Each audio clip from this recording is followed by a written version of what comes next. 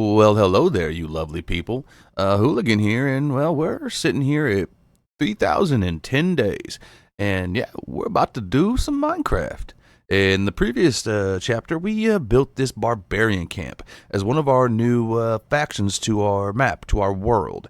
And with that, and the other ones, we have four: the Ocean Kingdom, the Steampunk City, and the Capital. And I love every single one of them.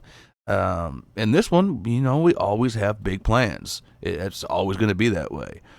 We have some farms we want to build, we have some mobs to capture, and we have to plan a new epic, and I mean epic kingdom. So yeah, that's what we're about to do. So if you want to join this crazy ride of an idiot playing Minecraft, well, let's get to it because we're about to do it. Alright, now our farmer villagers have served us well, and we're still going to utilize them for emeralds and golden carrots and all that whatnot. But as far as repairing our gear, we're about to up our game and get a whole bunch of gold at the same time. So we're going to start this off with a banger and go build a gold farm. Let's do this. Activate material montage mode. Now, we're going to need a whole lot of things. We're going to need scaffolding, tons and tons of wood, tons and tons of iron, tons and tons of glass, tons and tons of some type of wall. We chose deep slate. And, well, this gold farm that we're going to be building, I want to say it's my design. And the reason I say that is because I watched a bunch of tutorials of various different gold farms. And while I liked a lot of them, they didn't fit what I wanted to do in my world. So I took pieces of each one as well as some of my own ideas, and I kind of put together my own farm. Now, that being said, I'm going to give credit to El Mango, to Shulker, and I think Rayworks. I used aspects of all of their farms, but I also put some of my own in there, so it is what it is. The last thing we needed for our farm was a bunch of magma blocks. So, well, we AFK for about an hour. You might be wondering, like, dude, we already know you have a magma farm. You have two of them. Why are you showing us this? There's no point. Oh, trust me, there's a point. Yeah, it's always a method to my madness. So we're just trying to get back down from our farm. And, well, somehow I guess I looked directly up and it kicked me out of fly mode. And then my scroll hit I hit my scroll on my mouse, and yeah, I just smacked the ground. Oh, it was very late at night, and I literally just said, nope, I'm done for the day. I'm gonna deal with this another time. No. A little rattled from that sequence of events, we decide to go into the nether where it's safer. Yeah, I never thought I'd say that. So we pop a fire resist potion and we just start getting these magma blocks manually. It actually goes a little quicker if I'm being honest. Now, I checked the statistics and we have popped 3 totems. One to lava, one to smacking my face on the ground, and another one to a creeper. I really want to take the totem off and see how long I survive. I just don't want to lose the series. Because if I'm being honest, I'm probably going to die. But let me know what you guys think. Should I? Okay, well, we started this one up by, almost dying and collecting up a bunch of magma blocks. And, well, that's our north road right there going up to the Wither Skeleton farm. And right here, in about 36 block radius around this is all nether waste. And right under this, in the actual nether, there's a lot of lava and very, very, very low land platforms. So we should get some really, really good rates with this gold farm. Mostly it's just going to be for repairing tools, but I do have some big plans for that gold. So let's get to it and see if I survive, because apparently, like, I don't even know how to fly. Ugh. Anyways, let's do this. Hey, hold up.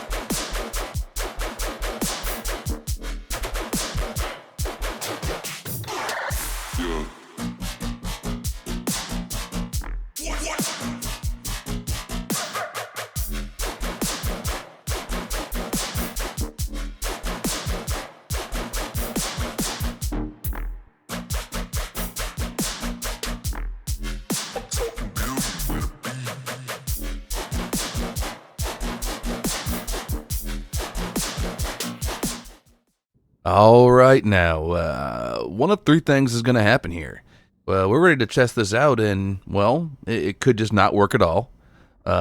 It could somehow get all these piglins in here and myrtleize me to death, because I don't really have a quick way to escape. Or it could work awesome. Well, let's throw this snowball and find out. I have all the gear here I'm trying to repair, and, well, hopefully I did a good job, because this could go really bad. Let's find out.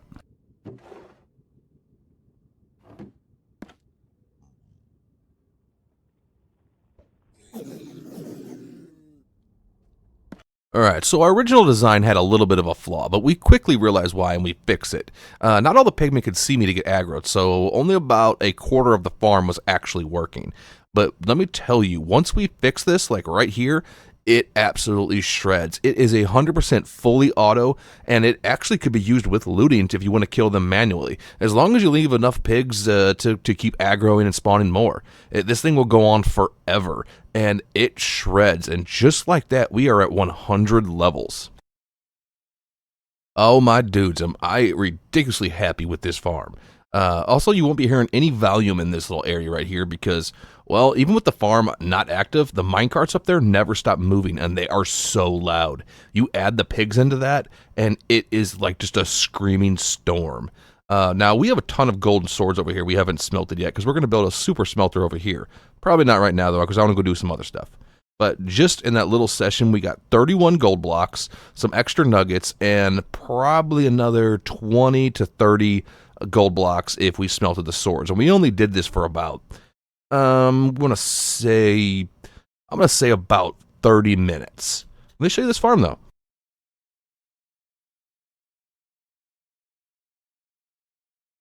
All right, so like I said, this is somewhat my design.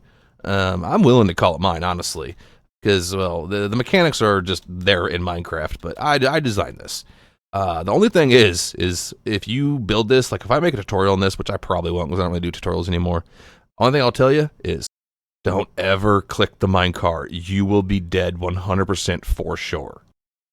But all you got to do to start this thing up is just smack that dude in the face with a snowball and just stand here.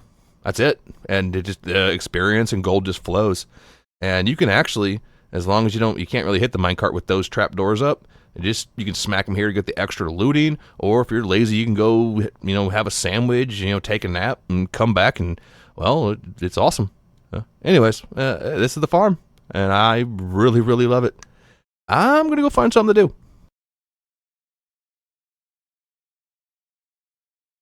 The next stop on our random journey of awesomeness is to hit up our armor vendors. Oh my gosh, our diamonds just freaking useless in this game now. Like, I didn't even cure these guys, but it doesn't matter because, well, emeralds are so easy to get that you can just get full diamond armor, like, stupidly easy. And if I would have cured them, I could have probably got all this armor for probably under, like, 20 emeralds, which you can get from trading sticks. Yeah. Anyways, we set up a new set of armor for one specific purpose. All right, now we're 30 days into this episode, and well, we've already done quite a bit. We built a pretty awesome gold farm, if I'm being honest. We almost died in the stupidest way possible. Gathered a bunch of resources, and now we have a whole bunch of gold. And we are going to use that gold to build railroad systems to our various little hubs. Now, specifically so we can capture certain mobs. Because we'll be flying. We won't be using the railroad ourselves. Maybe just sometimes for funsies, but not just for funsies. Anyways, right here, we got our Crocs, our Daisy Dukes, our crop top, and our toupee. And it would be hilarious if I could find mods that actually looked like these. Like when I put it on, like I'd actually be rocking some Daisy Dukes. I would chuckle every time I saw it. But I don't think they exist and I don't know how to make them. And the reason we wanted these is so we can stay alive and not kill the mobs we are trying to get, while we're trying to get them. They don't have thorns like our actual armor, which I really do prefer to have thorns on my armor just in general. It has saved me many, many times. And we want a stray, we want a blaze, we want a bogged, and we want a breeze. And maybe even other things that shoot at us. We'll probably wear this like when we capture some pillagers at some point for our pillager empire. Yeah, there's going to be a pillager empire. Probably not anytime soon, but there's going to be one. So yeah, that's our plan. We're gonna go build this road and, well, let's see what happens. Slapping down all the new powered rails we got from our gold farm, we just start getting our road set up going all the way to the north. Now, before, we did a little bit of the road, but we only had just a straight one block path going all the way to the end. Now, we are going to finish that this episode. I'll choose and pick what I show because, well, it would just take up too much of the video to show the entire building of the bridge, considering I had an enormous amount of deep slate and whatnot left from when we dug up the Steampunk City, and we burned through all of it, plus all of our gold. Yeah, that's right. Anyways, this goes to our swamp from Chapter 2 and our Wither Skeleton farm, and this allows us to get a bog, and this bog did not want to cooperate. But he does finally get in, and if I remember correctly, there is a trial chamber somewhere close to this that we might be able to get a breeze from. Alright, let's see if this works. You're not going to believe this, but the game actually cooperates with me. Oh my gosh, do I have some trouble with mobs sometimes. Anyways, we do get this guy in the nether, and we get him just ready to go to his forever home. We still need to do a couple things for the setup, though. Alright, now, that was a super duper pain getting that dude in the minecart. Oh my gosh, I'm glad I took the thorns off my armor for now. While I'm getting these creatures, because, this dude would have been dead like 20 times over. But anyways, he's in the minecart, and he's ready for his ride home with his little mushroom head. They did a really good job on that design, by the way. That did look really, really cool. But we need to run home. We need to set up their habitat, and set up a rail system to get him into their habitat. And since we need to power all these rails anyways, we might as well just go ahead and build the North Road. So that's what we're going to do. Now, we are not just doing nether stuff and mobs in this episode, but I do want to get this done, because, well, I have to. My brain will not let me not finish it. That was a double negative. I don't even know if that made sense, but whatever. We have 6 new spots, and we have ideas for 5 of them. The last one, I'm not sure yet, but we go ahead and get our little just area trap set up for our next 2 mobs, and we use glass this time because we actually use our brain so they don't suffocate. So we got this little habitat set up here for our bogged friend. And, well, we're going to run this line all the way over to the portal, and we're going to power the rest of the rails to where we have that bog stashed, and we're going to bring them all the way back here. And then, after that, we have this one set up for another skeleton. But we're just going to grab this skeleton from over here and get him trapped on that rail system, and then activate him into the powdered snow. He's going to just sit in there for a while. He's going to shiver, and he's going to become our stray. Should work pretty well, but the last couple times I tried to capture a mob, it didn't go so good for me.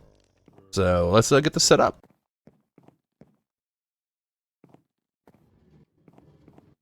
Alright, that right there will pick up our skeleton friend, and we're going to go get this bogged. We actually might go ahead and just get the stray right now since it's about nighttime. Let's see what happens. Our skelly friends cooperate a lot better than the bog did. I don't know what was going on with that bog. I guess I didn't realize that the minecart has to be moving for it to pick up the mob, or maybe it's just rare for it to pick it up otherwise. I don't know, but this went a lot smoother. Funny thing about skellies, though, early in the game, they pose a serious threat. Like, you get caught in the wrong corner of a cave, and you're just dead. Late game, though, they're just really, really annoying. They always tend to, like, just shoot you off a cliff, or just interrupt something you're doing. But whatever, we get our friend into his new home. And, well, it's awesome because as annoying they are, well, now you get to spend forever in timeout. Alright, so we got our stray friend in here. We named him Shivers. Yeah, because we're super clever with our names. In hindsight, I probably should have just built the roof before I tried to get him in here. Because I got shot like 15 times just trying to put the roof on this. Maybe we should learn that lesson and put the roof on that one before we bring the bogged in. Yeah, that sounds smart. For once, let's do something that's actually smart.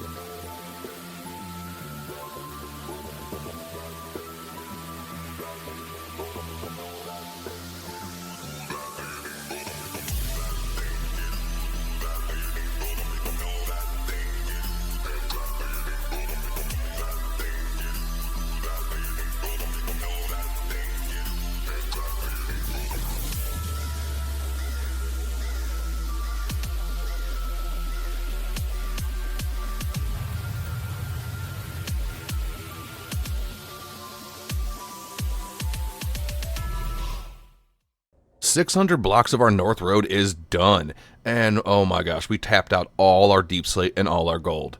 Gold's easy to get because we got our farm now. Deep slate, not so much. But it is what it is, and, well, I'm going to probably do this theme to all the other roads. I don't know about the red, though, because it looks very Christmassy, which isn't necessarily a bad thing, but I don't know. I don't know if I like that. But I'm definitely keeping the warp, and I think I'm going to utilize it in most of the Nether Hub build. But enough of the Nether. Let's go check out what else we did. And we got our 2 new friends in here just chilling. This dude's literally chilling. I think we're done with the mobs for the episode. I'm not really sure because, well, I didn't plan it out. Well, that's how I do. But we have our idea for our next big build. Let me show you. So that mountain range right there represents the west end of our map. And talking about the map, we might actually extend it to the south one more map. But that's for later, not for right now. And we got tons and tons of plans. I just keep writing all my ideas down in a notebook as far as big builds. And they're not all empires and cities. Some of them are like labyrinths with like minotaurs, not minotaurs, wardens in them. They do kind of look like minotaurs though. Dragon roosts type things, maybe like a cave kingdom. They're not all going to be on the map. But this one right here is prime real estate. Because I want to take out some of the forest here, some of the jungle, and build a super ancient forgotten city, almost with like a Mayan type theme, utilizing a whole lot of deep slate, or no, not deep slate, tough block. And well, I don't have any, so I'm probably gonna go annihilate a trial chamber. Just destroy the whole thing and then get the regular tough from just a cave. But I think that's going to work really good because tough itself looks ancient. But before we do that, we have another task to do. There's always a task, isn't there? Yeah, well, let's go do it. Operation Super Awesome Montage Phase 1 is a go. So we head over to our Wither Skeleton farm. If I would have known how awesome this farm was before I built it, I would have built it way earlier in the series. But it is what it is. Anyways, we are here for one reason. We want 60 Wither Skeleton skulls, and we want them for a pretty specific reason. And we also could use some of the bones and coal anyway, so we're just kind of multitasking. And, well, we get those 60 skulls, and, well, we head out. And we head over to the end. And what are we about to do? We're about to kill 20 withers. And it's going to be killing 20 withers in about 20 seconds. This actually took about 20 minutes. Now, full disclosure here, I've mentioned it before. If you are on Bedrock Edition, this will not work. Do not try it. You will release the wither. It just does not work. However, if you're looking for a way to do it on Bedrock Edition, you can do it in an aquifer. You can trap them in there and just kill them in there. Yeah, so there are ways to do it in Bedrock. And last thing we needed was a bunch of obsidian. And well, we get that done and we head out. Introducing the beacon box. Oh my gosh, is that beautiful. I got tired of moving these beacons around, so now we don't need to. And we could actually set up if we wanted to. Let me do the math in my brain. Well, obviously we could do 20 normal beacons. Or we could do 6 super beacons with every single bonus you could get. We don't really need to do that. We might do that at some point, but there's just no point in doing it right now. But now we can go get those resources that we needed, which means I'm going to go just destroy the crap out of the trial chamber. Yeah, I might even be able to like do something with the spawners and make a farm. I don't really know. I haven't played around too much with it. Located in another chamber about 3,000 blocks to the north of our North Road, we activate Blitz mode, and we just completely start obliterating this thing. So let's jam out and get this work done so we can get to the fun things like building.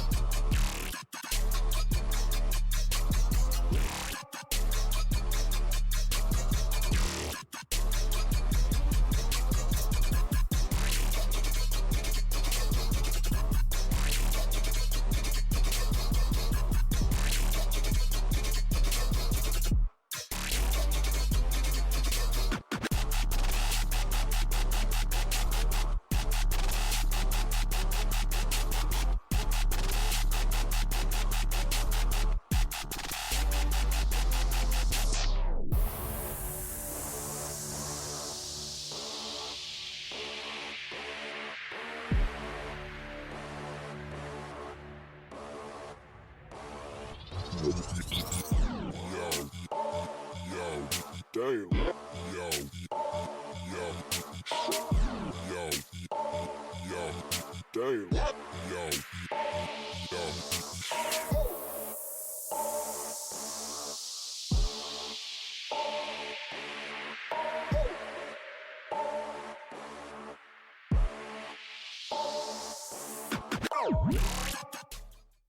That chicken really likes that beacon. Yeah, anyways, so we have done about, I don't know, maybe a tenth of this trial chamber. I don't actually know because, well, I can't see through the stone. But we got about 4 double chests full of various tough blocks, except we don't really have any of the regular tough. Now, what was cool about digging this out is, well, our beacon's already right there, and it exposed a bunch of big patches of regular tough. So I think for right now, we are just going to dig out this real quick, and then take all this stuff home and get to building. And hopefully, as I run out of gold, hopefully if I can get a couple gold patches in here, I'll smelt up a couple more rails, and we'll just, since we're going home anyways, we'll bring this guy along with us. I've mentioned making a farm out of this place, but you know what? As we're doing this, we're thinking if we can TNT glitch break the spawners and the vaults, this might be the perfect place to set up our labyrinth. It could actually look really, really cool, but we'll see. Alright, now we'll be back here to do more with this in the next episode. But we got plenty of resources to work with for now. And, well, we're going home anyways to drop this stuff off, and might as well bring this dude along with us. So let's do that. I know I said I was done with the mobs, but we're going that way anyways. This has been one heck of a chaotic journey in this episode. Yeah, it has. We have already linked our portal and built a railroad system to get this dude home. And, of course, we're coming back with so much awesome tough block. And, well, it's going to come in clutch. And we'll be back there to finish digging that out. And probably, like I had mentioned, we're thinking that might be where we build the labyrinth. And I think that's going to be really, really cool. But right now, we have other things on the brain. Alright, that's 3 new mobs. This breeze looks pretty cool in here. Also, with all these hostile mobs, it's getting loud over here. Oh my gosh. But that was kind of to be expected. So, anyways, it's time to go build. Let's do this.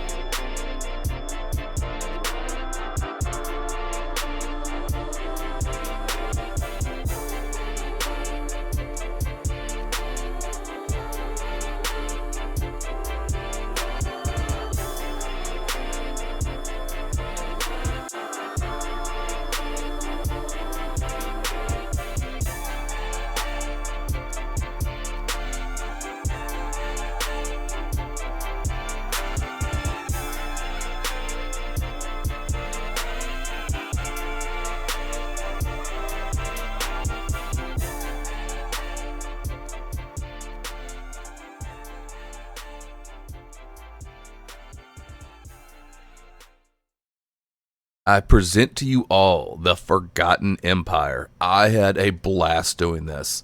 Mostly because I got to do things a little broken, make them look aged. And, well, I heavily used influence from Mayan and Aztec cultures in this one. And, well, if you didn't know, they were well ahead of their time. The Aztecs got, well, pretty much wiped out because of, Spanish conquerors. And nobody knows what happens to the Mayans, but they did some crazy things, as in aqueducts, well before their time. They were master builders, which is why some of these structures are still somewhat intact. They had libraries. They had advancements in mathematics well before other people. Massive temples. Now, this temple's empty because, well, your dude's going to put a farm in there. Just don't know which one yet. I was thinking wheat, but I won't be in this area enough to make it really effective. Anyways, back to the other stuff. Towers, all kinds of things. And another thing that's kind of unique to that ancient culture is, well, they were one of the first to really do organized sports. Now, the reason this little mock sports ring here, it's just my idea of what a ancient city sports event would be. The reason it's right next to the temple is because, well, in these cultures, or in these ancient cultures, they wouldn't be competing for their own pride. They would be competing for the favor of their deities, for their gods, which is why it's right next to the temple. But man, did I really have fun with this one. And I kind of want to add some more to it, but we have so many other things to do that, well, I just don't know if I'll have time. But this series goes on and on and on. Who knows what I might revamp and do. But for right now, we're done. This has been one heck of an episode. As always, thank you all so much for watching. I know I say it all the time, but I'm not pandering. I truly do this for you guys. And a bit for me, because it's kind of like my therapy. And, well, I hope you enjoyed, and I'm going to get right back into the next one. Peace and love, fam, and as always, I hope your day is going absolutely wonderful. Later, dudes. Previously on An Idiot Playing Minecraft. Well, all jokes aside, we have survived over 3,150 days. And, well, we built this zoo that camel just likes to spin in all the time. Got tons of hostile mobs in there as well. We built this city around the castle. But, of course, that is not where we stopped. We built the Deep, our steampunk city. And, a custom Deep Dark at the bottom of it, because why not? Now, some of these builds need a little bit of updating, because there's been new blocks that have been released. And, well, the new blocks will work very well with all our previous builds, but I am proud of all of them. This one here is our Greek city with a guardian farm underneath it. Now, this is probably my favorite build I have done ever. It's not my favorite one that I enjoyed doing, but it is my favorite completed build. I love it oh so very much. And this is our invasion camp.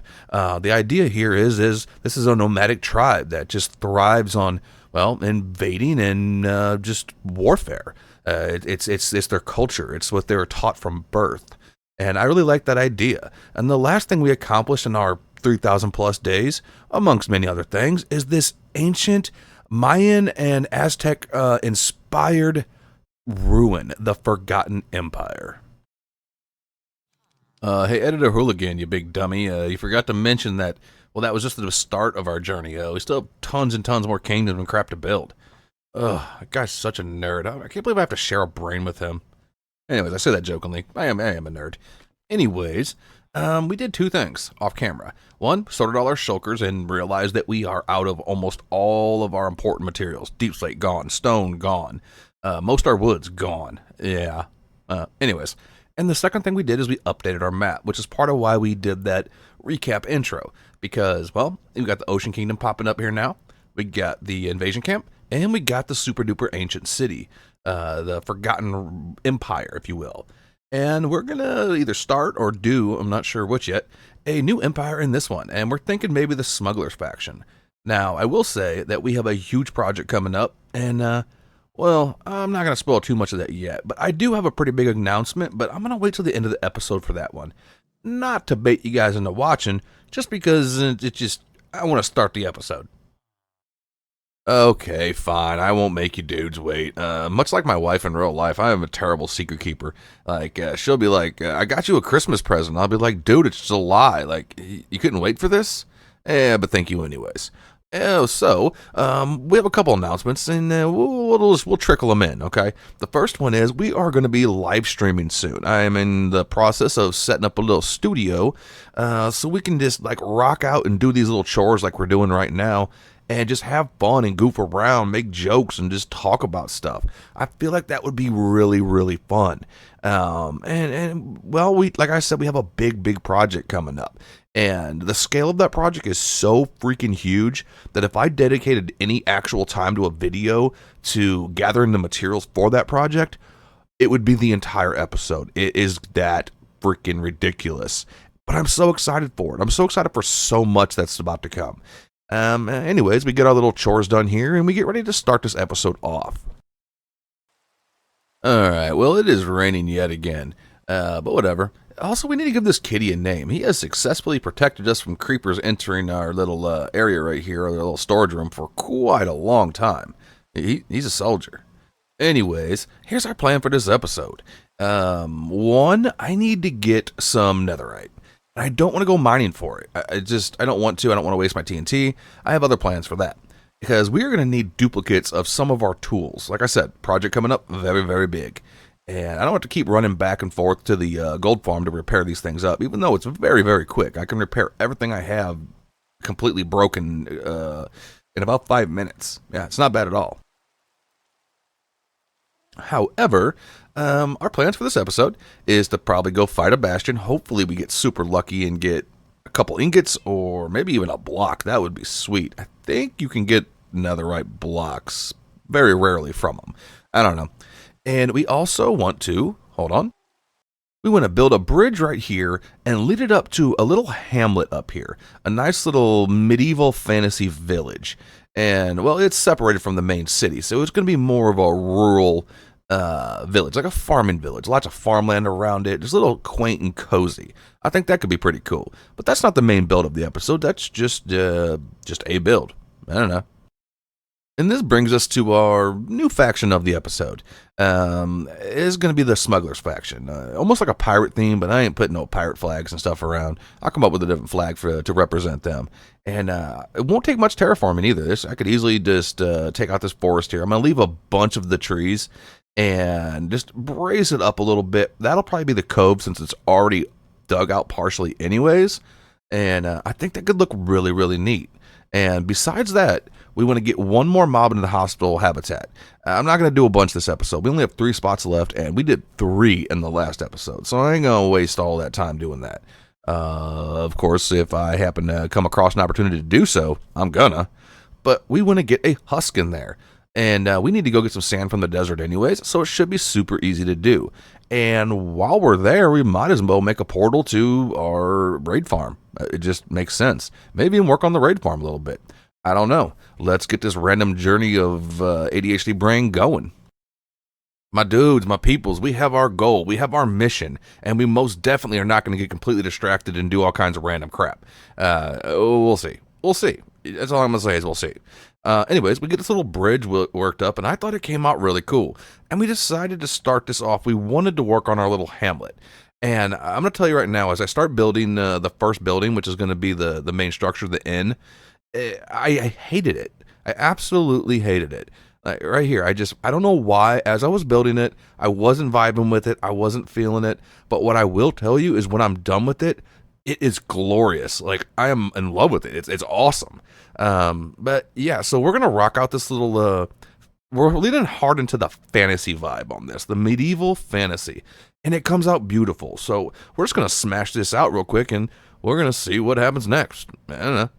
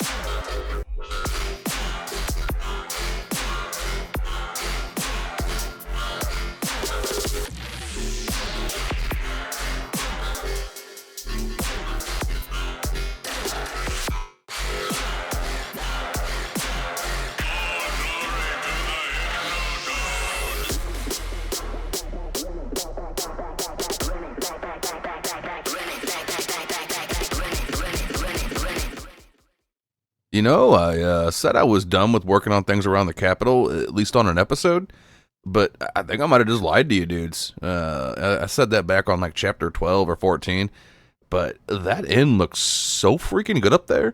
I don't think I have a choice. I think I have to build the whole Hamlet, and I think it's going to be pretty big. Yeah, I have to. Oh yeah, oh yeah. We got to do full interiors on everything, absolutely everything. Maybe a cathedral over there, just sprawling, rolling fields. Maybe some animal pastures, farmhouses, all kinds of craziness. Maybe a little barracks. Yep, it's got to happen. I have no choice. My brain must do it. Now, I am vibing with this so hard, it actually might end up just being our build for the episode. I honestly, I think that's what's going to happen. But right now, what we're trying to do is we're just trying to get the top of our Hamlet done, and we're trying to frame out everything else we want to complete. Now, you dudes know, and if you don't know, because you're new or something, I don't use Lightmatica, and I plan things out very rarely. So everything you see is just spit from my brain into random whatever happens. Yeah, that's the best way I can describe it. Yeah, pretty elegant, huh? Anyways, we start building up little farmhouses, little farmland, and this is supposed to be the area that's supposed to service the inn. The wheat, we're going to have cows up here. We're going to have chickens, so they can make meals and food. The windmill right here that we're building is going to be to, service the wheat into me making bread and other things, and even mead for the inn itself. That is the whole idea. Everything in this build, I want it to represent something that would actually be in a hamlet, not just random nonsense. So if I put a building in here, it needs to make sense. Like these two houses here, they make sense because these are where the farmhands are living that are servicing the crops, and so on and so forth. But anyways, I have been talking so stupidly much in this episode. You guys got to be like yelling at me to shut up because I'm telling myself to shut up. So I'm gonna shut up. I'll be back.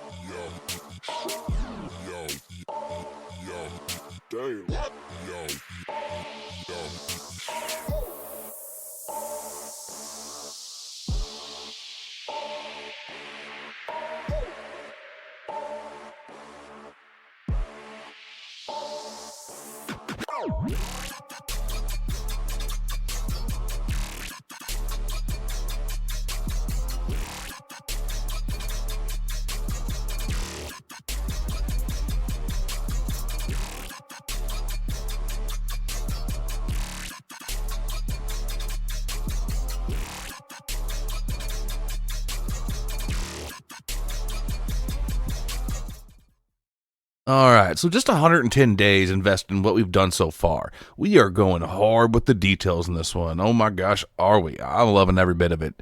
So we pretty much got our inn area as well as the farmland and all that crap. At least that farmland up here, done. Except for the interior of the inn. I think I'm going to save that for the end. And that dude right there actually has some really cool mini block trades, but I just don't have time to deal with him. Cathedral over there. Probably some farmland or pastures here. And so on and so forth. Buildings, shops, things like that. But we have a problem. We want to lean hard into the terracottas, the muds, the woods, and regular stones. and versions of it like andesite and whatnot. A little bit of tough, but not much. Just mostly in the towers and a couple little things and maybe the walls. But I don't want the buildings to be tough block because I've been using that a lot. Which means I need to go snatch up one of my mini beacons and, go dig up a crap ton of terracotta. Also, little side note for future projects. Once we get this stream up and going, I think I'm going to use a lot of it to renovate a lot of the buildings around this, the castle, as well as do some improvements to the castle. I love the shape, I love the design, but we could definitely do better. Anyways, enough yammering. Let's go do stuff. Now, if anybody remembers our ink farm, it had a very, very large mesa by it. And we're going to set up a portal here so we can easily get back and forth quicker than, flying in the overworld. But right now, we just want a whole bunch of terracotta. And I think at some point, I'm going to set up a clay farm, I think. I'm not sure where. Maybe in the Forgotten City. It might fit in there. I don't know yet. I haven't really looked at the designs or anything like that. I just think I need a whole lot of terracotta and clay. A fun fact, though, is up until this world, I didn't use terracotta. I was like, it's lame, it's stupid, I don't even like it, dumb, it's all flat and blah, blah. Now I'm all like, I need more terracotta. Anyways, that's what we're doing, and we're just going to link this up, and this right here is kind of cool in a weird way, because I mentioned before I want our nether hub to be more like a spider web than just a crossroad, and this is our first portal that really ties it into being a spider web instead of just roads going one direction, which I get joy from weird little things in life, and that's something that I thought was pretty cool. So we'll go ahead and just link up this portal and get it back to our road, and well, now we got to go fight some piggies, but we need a new bow. All right, so to reset our brain from all the building we've been doing, we need to do a little bit of adventuring, and well, our bow it's broke. Yeah, it's like 3 shots away from being gone forever. But it served us well. We have infinite levels from our gold farm and tons of librarian villagers, so we don't even waste time trying to roll this thing in the enchantment table. We just go get all the books and just slap this thing together. Well, we have our new pew, and I think we need to go break this thing in and go shoot some piggies in the face. I think that sounds like a pretty good plan. I need a break from the building anyway, so let's do that.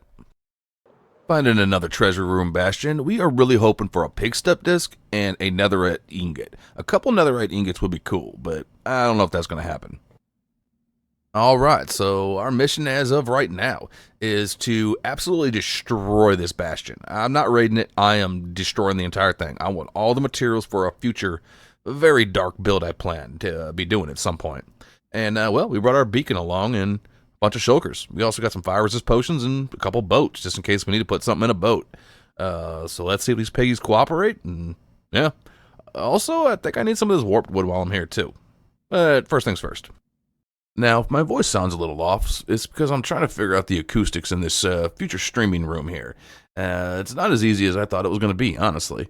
And, it's a work in progress. So bear with me. But right now, we are commencing Operation Piggy Eviction. And I don't feel bad for these guys at all. Oh my gosh, are they jerks. They're rude. Not only are they always trying to put an axe in your back, but also they're the type of people you go over to their house and you're like, dude, I'm really hungry. Can I have some of that pizza you got? And they're like, nah, this is my pizza. And like, all right, that's rude. And you're like, fine, can I have something to drink? And they're like, yeah, you can have water. And I'm like, I don't want water, dude. Can I have some soda? You got like 50 of them sitting there. And they're like, nope, I said water. Yeah. And if anybody even close to understands what I'm talking about, what's wrong with you? Because I don't. I have no idea what I'm even talking about at this point. Anyways, we're getting our little chores done. We're going to collect all this material. We're going to loot this place. And then we're going to get on to finishing up that Hamlet. Oh my gosh, am I excited about it. But we still have one little task we want to do. And that is go get ourselves a husk. Well, all the mean piggies are gone. And we have 5 chests to open up. I have not looked at any of them. Promise you guys. Why did we do this, you might be wondering? Well, the answer to that is I have no idea. I really don't. I just was like, I don't know, let's just destroy a bastion. And, yeah, that's what happened. Yeah. Anyways, let's see what's in these things.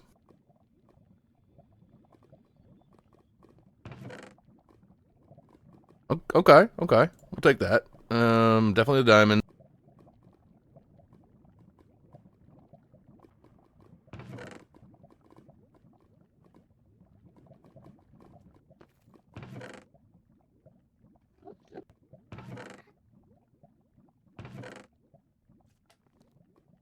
Okay, now, so not the worst, not the best. I was totally wrong about these things being able to have blocks of netherite. I don't know where I got that from. I just thought they could. I don't know. But we got two ingots, and we also got two ancient debris. We have one that we got from when we were doing up that way. And we got some diamonds and some netherite upgrade templates, so that's free diamonds right there. Not the worst. Not the worst.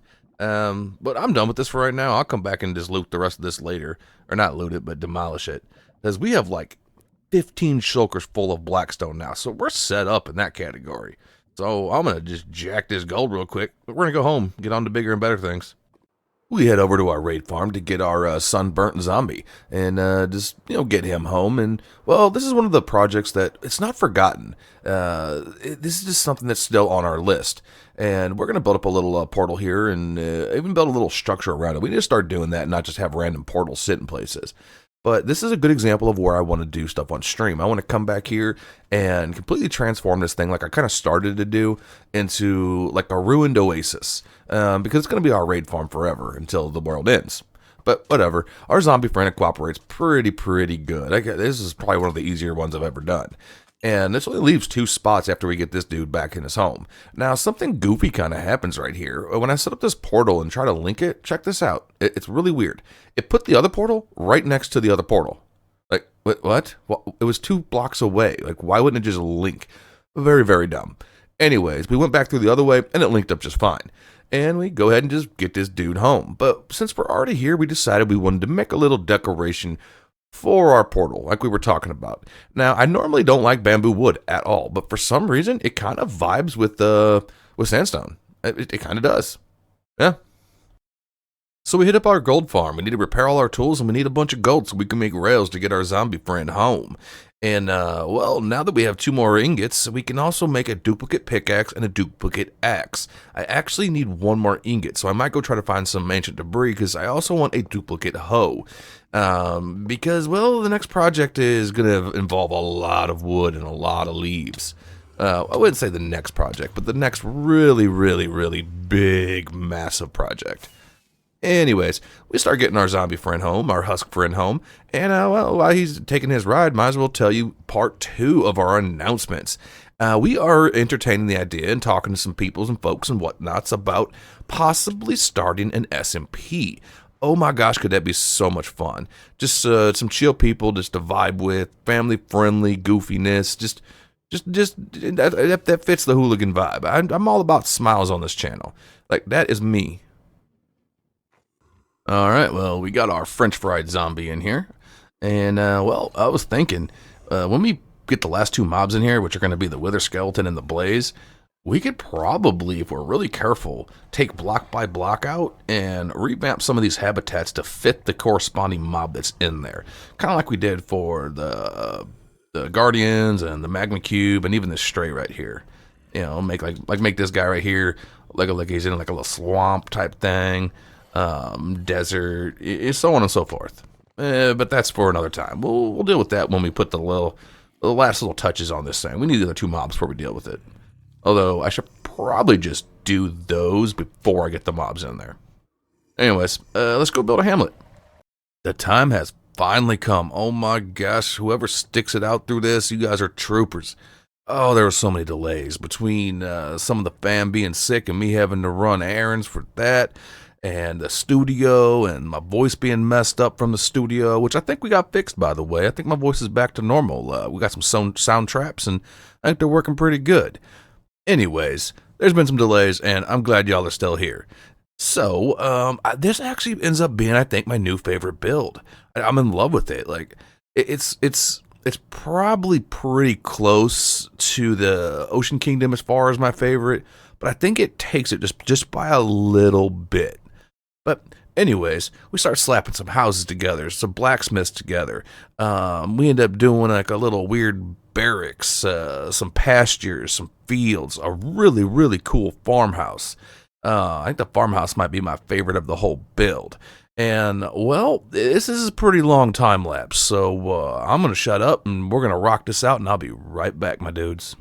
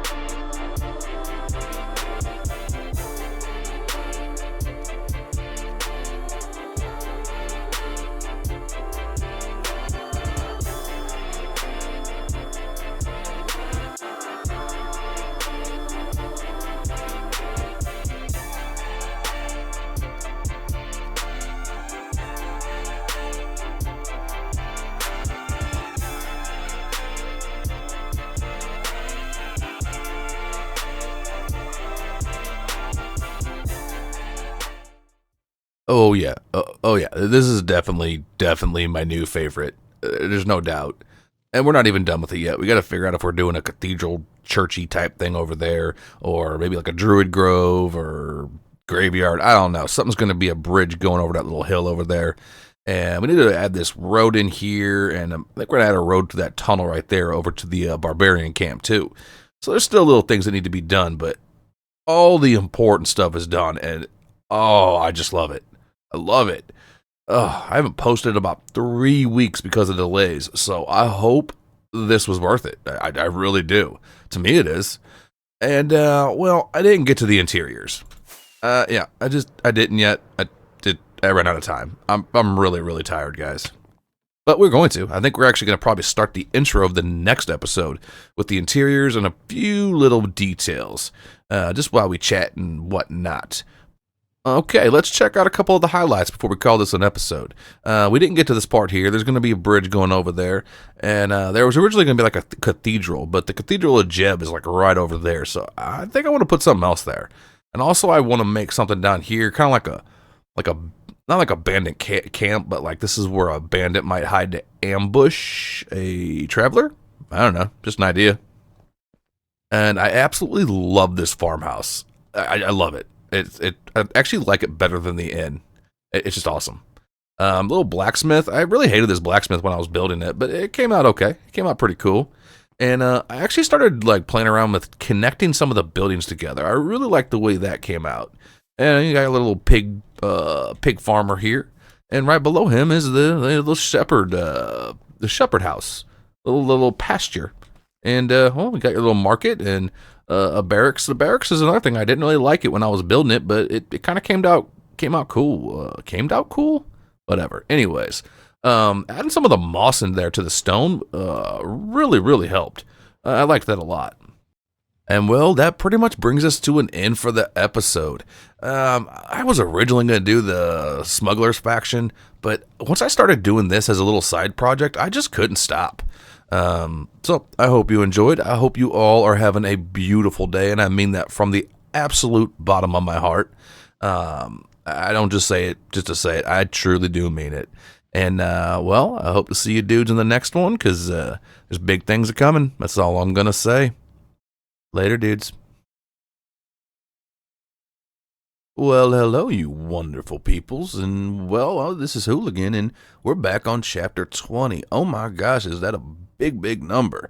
I never thought I'd really make it this far, if I'm being for real, but here we are, and oh yeah, we about to do some Minecraft. And in the last one, we built this Hamlet, and oh my gosh, do I love it. And I promised that I would get the interiors done and finish this thing off. And guess what? I'm going to stay true to my word, and that's what I'm going to do. So we just go ahead and whip up a little tavern area. And, well, as we're doing this, I'm just going to say that, we got some seriously big plans. I mentioned it in the last episode, but it's going to be our first mega build, and we got to start preparing for that, because, oh my gosh, is it going to take a long time. Anyways, back to what we're doing right now. So we whip up our little tavern, and this is like our executive suite. This is if you got a little extra money, this is what you choose. Now this is just your standard room. If you got 1 copper in your pocket, this is where you're staying for the night. No big deal. And a little common area. It is what it is. Now this here, I originally wanted it to be some type of cathedral. Now, this was going to go across the way on the hill. However, I have a different idea for that, and we'll get to that in a second. So I decided I wanted this to be like a meeting area, like town hall, blah, blah, blah, whatever, a preacher comes by wandering out of the woods. That's where they would set up shop. At least that's what I think in my brain whenever I think of a Hamlet and how they would function. This is the executive suite. If you got lots of dollars, this is where you stay in. And of course, we had to tie everything together. And the best way to do that, in my opinion, is to just make a little road and throw out some big fields. Now, we're going to have 2 giant wheat fields here, and also a little flower field. Now, the wheat fields make total sense to me because, well, this thing is right next to a giant capital. So it would not only be supplying wheat to the hamlet, but it would be trading its excess wheat and resources to the city for other needs that the hamlet would have or want to have. So it makes total sense in my brain that it would be there. That's the way I like to do things. I like to think of it, does this make sense to be here? I don't know. So sometimes it does make sense, sometimes it doesn't. Whatever, I still do it. But anyways, back to it. So we got our first little field done, and once it grows in, it looks awesome. And our little flower field up there is pretty cool too. Ended up adding some mud to it just to get rid of some of the green, because there's just too much green. And this little area right here, these little tents, I like to think that these are hired workers that have wandered by from traveling, and they needed some money to get more supplies to be on their journey. So they set up camp and they say, okay, we'll work the fields for a few bucks. It's just, wow, I think it makes sense. That's what I would do. If I needed some dollars, I'd be like, all right, I'll get these crops. I need some mutton and whatnot, so I'll work this for a little bit and then I'll move on. And this is that little hill that we were going to put the church on. But we have different plans, and I think that's going to be a pretty cool point. I'll talk about that in literally just like 10 seconds. But now this terraforming here didn't take much. This whole project really didn't take much terraforming. And I don't mind doing terraforming, but it's awesome whenever the landscape just works out in your benefit. Like, it doesn't happen that often, if I'm being for real.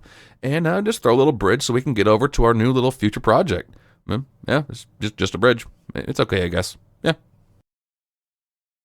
Well, what is up, my dudes? Oh, yes. Did we spend 60 days on an intro? Maybe. But this is episode 20, so we have to go harder than we have ever gone. Like, ever. We just got to go full blast with this episode. We're sitting at 3,416 days, and this Hamlet, oh, I love it so much. Let's check it out. Now, all the big interiors are done. All the small ones, I'm not doing on camera. Why? Because they're small. I can't even fit a camera in there. So, yeah, I'm just going to do those off camera. But all the big ones we did, and that right there. We were originally going to do a church or cathedral, or it's not really like a real life church, but something that somebody would worship. However, we don't want to do that because we got the Cathedral of Jeb right over there. And, well, I have an idea. Check this out. So I have, quote unquote, died to totem pops. Not actually died, but the totem saved me 3 times now. So I'm going to make 3 little mausoleums here representing those potential deaths. Because I would have been dead 100% times. 1 to fire, 1 to a creeper, 1 to smacking my face on the ground. And every time we pop a totem, we're going to put a new grave here. And, I want to say I'm not hoping that I get a bunch of graves, but let's just be real. Your boy's going to pop some totems. That's just, that's going to happen. Anyways, let's check out some other plans. All right, so we're back at our map yet again, but I will keep it brief. So all our real estate right here, that all got ate up by the Hamlet. And, well, we have plans for here. We have plans for here. And the project we want to start preparing for, we're going to be doing most of it on stream, if I'm being real. That's about to be starting real soon. It's just too big to fit here. It's too big to fit here, and it can't go in the ocean. Yeah, when I chose this world, I didn't realize there was quite so much ocean. But it is what it is. Anyways, so I think we're going to have to eventually expand this map from a 4x4 to a 6x6, because our projects are getting big. And they're probably just going to keep getting bigger, honestly. So I'm going to go scout a little bit down here and a little bit over here and see if we can't find a spot to put this project before we expand these maps. And I'm not going to expand the map this episode. I'm going to wait till around day 4,000, assuming we're still alive. Let's go check out some real estate. Okay, now, well, this is to the west. And this is high potential. Let me explain to you what I plan on doing. Now, I want to build a very, very, very large tree. I know people have done it before, but I kind of got my own idea of how I want to do it. Especially since the focus of it is not actually going to be the tree. The tree is going to be the point of worship of the city I want to build around it. A very, very, very large city. It's either going to be a Japanese architect inspired or heavily involving Elven inspiration. The thing is, though, I kind of want the city to be surrounded in mountains, so I would have to build a lot of custom mountains. Well, that one right there is already a mountain, but I would have to surround a good portion of this. And we're talking about weeks and weeks and weeks of work. But that's kind of what I want to do. I want a huge, huge project that we can do on stream and have fun and goof. And, well, it's going to take a long time. But before we commit to this one, let's go check out real estate to the south. Okay, well, to the south, we got some ideas of what we can do down this way, but I don't think it's going to vibe with what we're thinking. Now, the colors of the savannah just ain't going to work with either idea, although we can come up with some ideas to do down this way, because there's always going to be projects. And then let's check one more spot. And this is all the way to the southeast if we expand our map, and, well, I don't think this is going to work either. I definitely think you can see some stuff going here, like a cool little mini port city there. Who knows what else. I think prospect number 1 is the way to go. But anyways, let's get our episode started. Alright, now, we're sitting here with the War Council, and we got a ridiculous amount of stuff to do. Like, oh my gosh, you don't even know yet. It's absurd. Anyways, Halligan, you been training them new soldiers? You did? Okay, that's progress. And you done talking about that bone? All right. Okay. All right. Well, I'm gonna go check out your what you got done. What? I don't care about the squirrel you saw. I don't care how bushy its tail was. Listen, man. You have seriously got to treat your OCD, bro. Come on, like seriously. You're the commander. These other soldiers are looking up to you.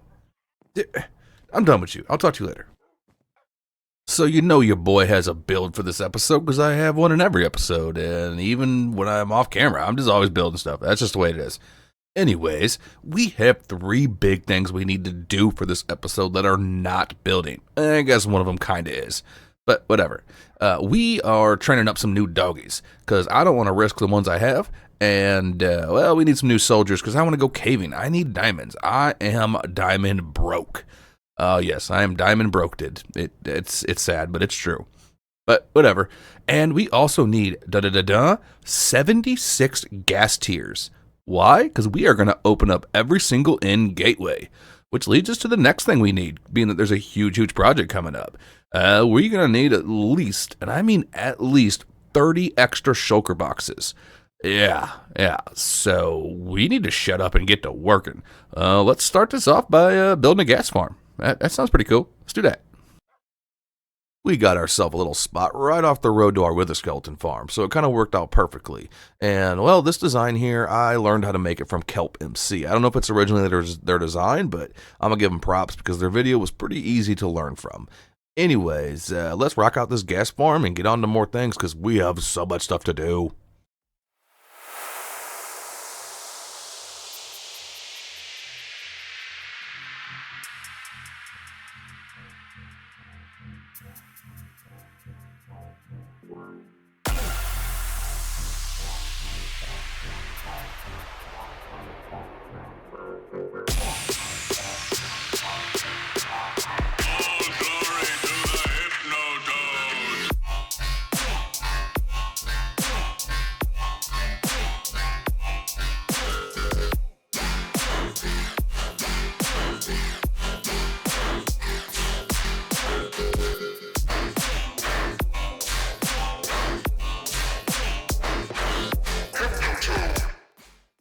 All right, well, that'll do nicely.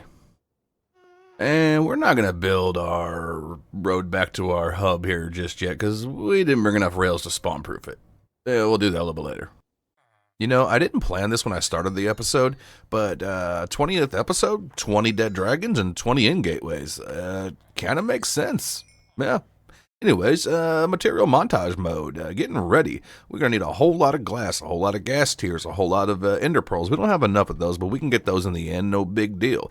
A whole lot of rockets, and a whole lot of golden carrots, because, well, we're going to go see if we can get killed by the dragons. And that should be everything we need. We can get the rest of the ender pearls when we go to the end. We're going to go slap around a whole lot of dragons. And we hop right through our end portal and we start getting things set up. Now, in the last episode, I destroyed almost an entire bastion for the materials. And I told you it was for a dark build. Well, guess what? This is the dark build. Just trust me on this. Trust me on this. It's going to be cool. Have faith in your boy. I'll feed you. Anyways, this is the first time I've ever in any world respawned the dragon. So this should be fun. All right, well, being that we've already killed the dragon one time and we were resummoning this dude, we're going to start a counter off, and we're going to start at 2. And by the time we're done and we hit 20, all the gateways will be open. And there's the achievement, the end again.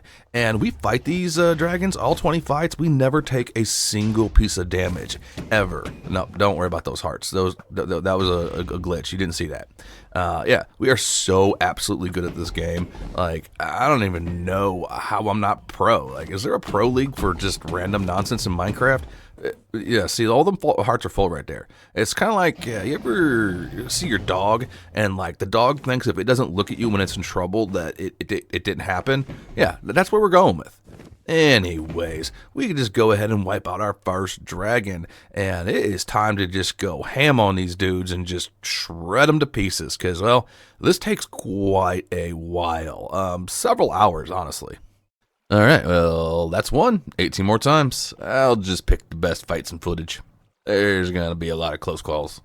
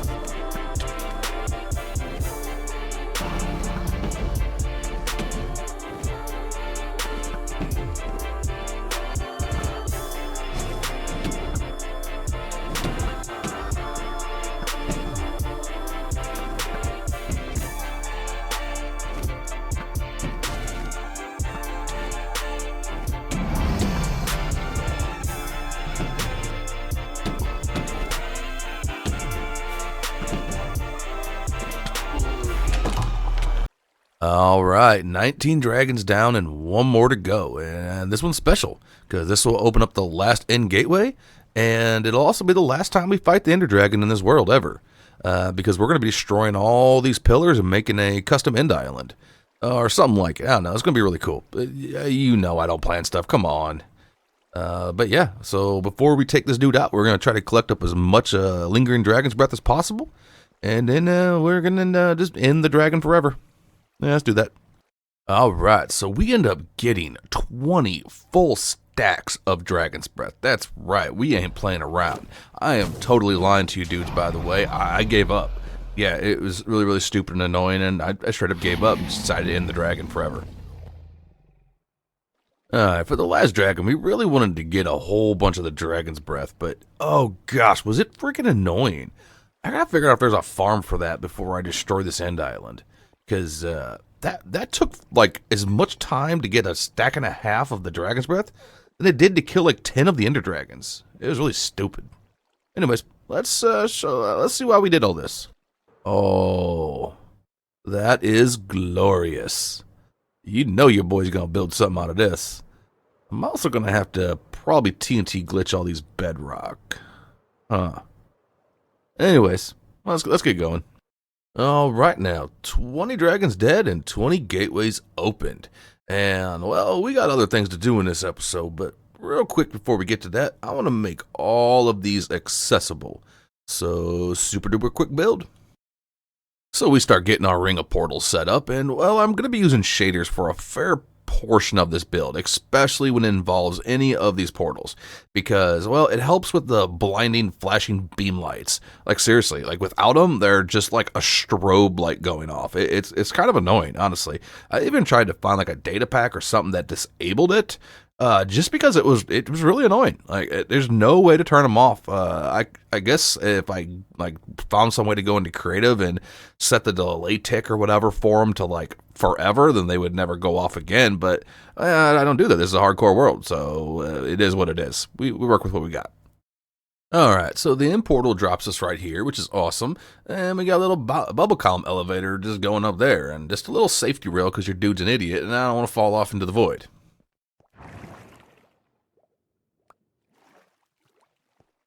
And it brings us right up to the top. And, well, this is kind of the design we're going for each portal. And we have to decorate, you know, the actual, I don't know if I call it a bridge, the ring, whatever. And I intentionally do not want this thing to be a perfect circle. I want it to be a circle, but kind of wonky. And that's not out of laziness. I just don't think it would be a perfect circle in this situation. Because what I want to do here after we finish this, and it's not just going to be flat either, we're going to add some bottom stuff to it, is I want to kind of just recreate the Enderman's home on this island, the way I kind of would envision it. We're going to leave some of the end stone. We're going to take out a lot of the pillar, but we're going to do things a little different than most people. We're not going to delete the entire pillar. Why? Because I think it would be really cool if we selectively delete portions of the pillar and then use other dark materials and make like tentacles coming out of the end island. I think that would look really, really cool. And that'll also kind of entangle with their home. I don't know what an Enderman's home would look like, but we're just going to wing it and use inspiration from the end, use inspiration from all this Blackstone, and as well as the Warp Forest. Why? Because that's what I want to do. So let's get to doing it.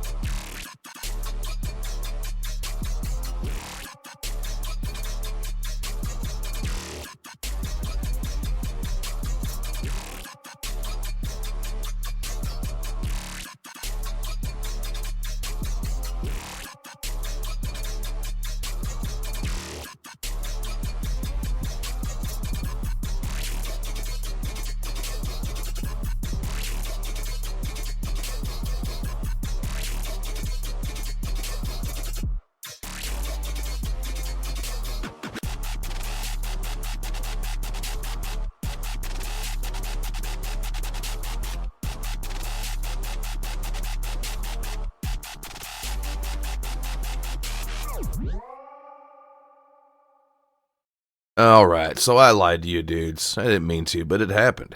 I wasn't originally going to remove these pillars. I always knew this one had to go because I wanted a straight shot to the exit portal from our bubble column if need be.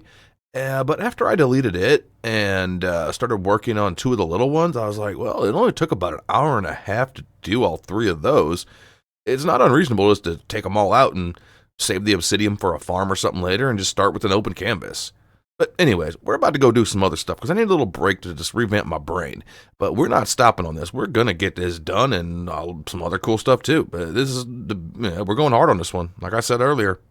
But one last little note is we kind of came up with an idea that like I still want to do the tentacles and I still have some big ideas how I want the end island to look. But my main goal is for the island itself to look alive. Like it is a celestial just thing in space and the Endermen are living on it.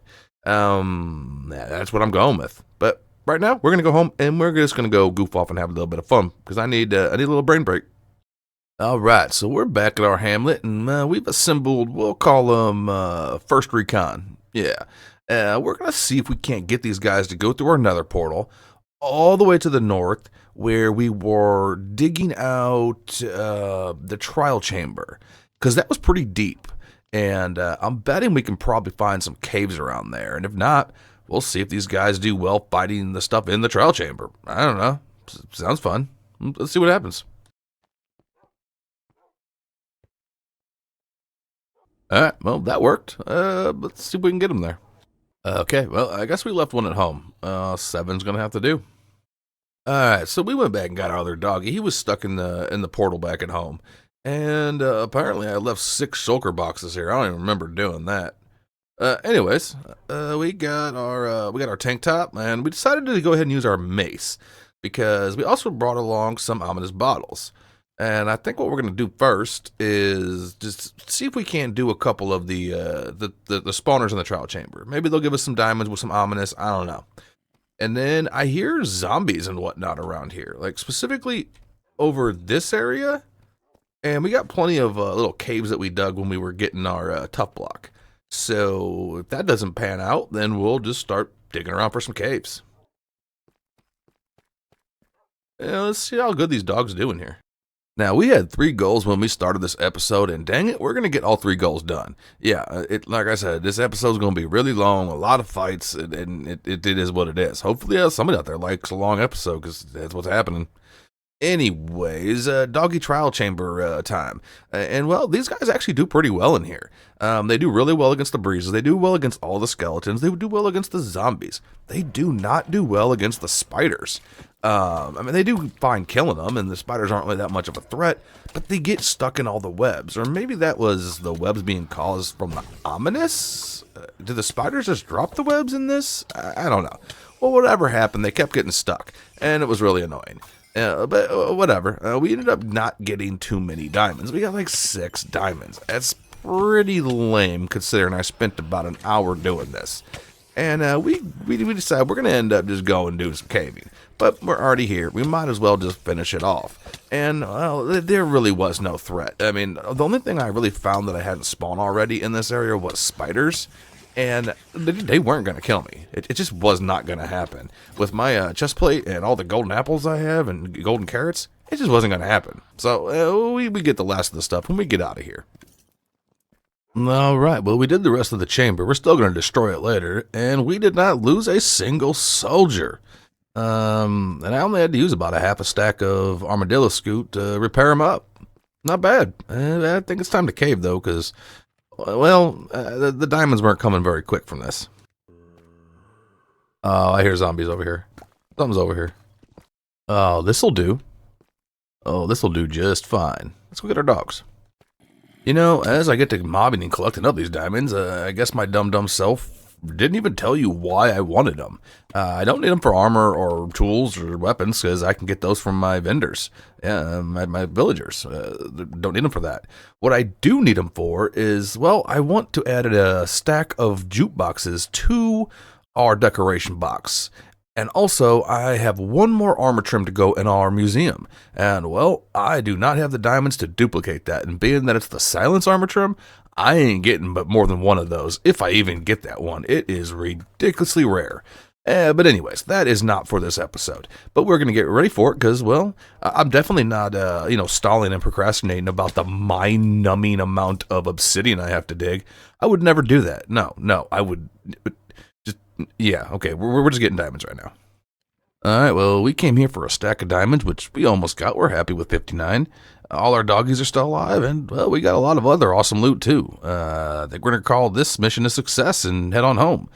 We're going to leave the doggies here, though, because there were some big caves around here, and it was kind of awesome just mobbing with these dudes. Alright, troops, I'll be back. Hold on the fort.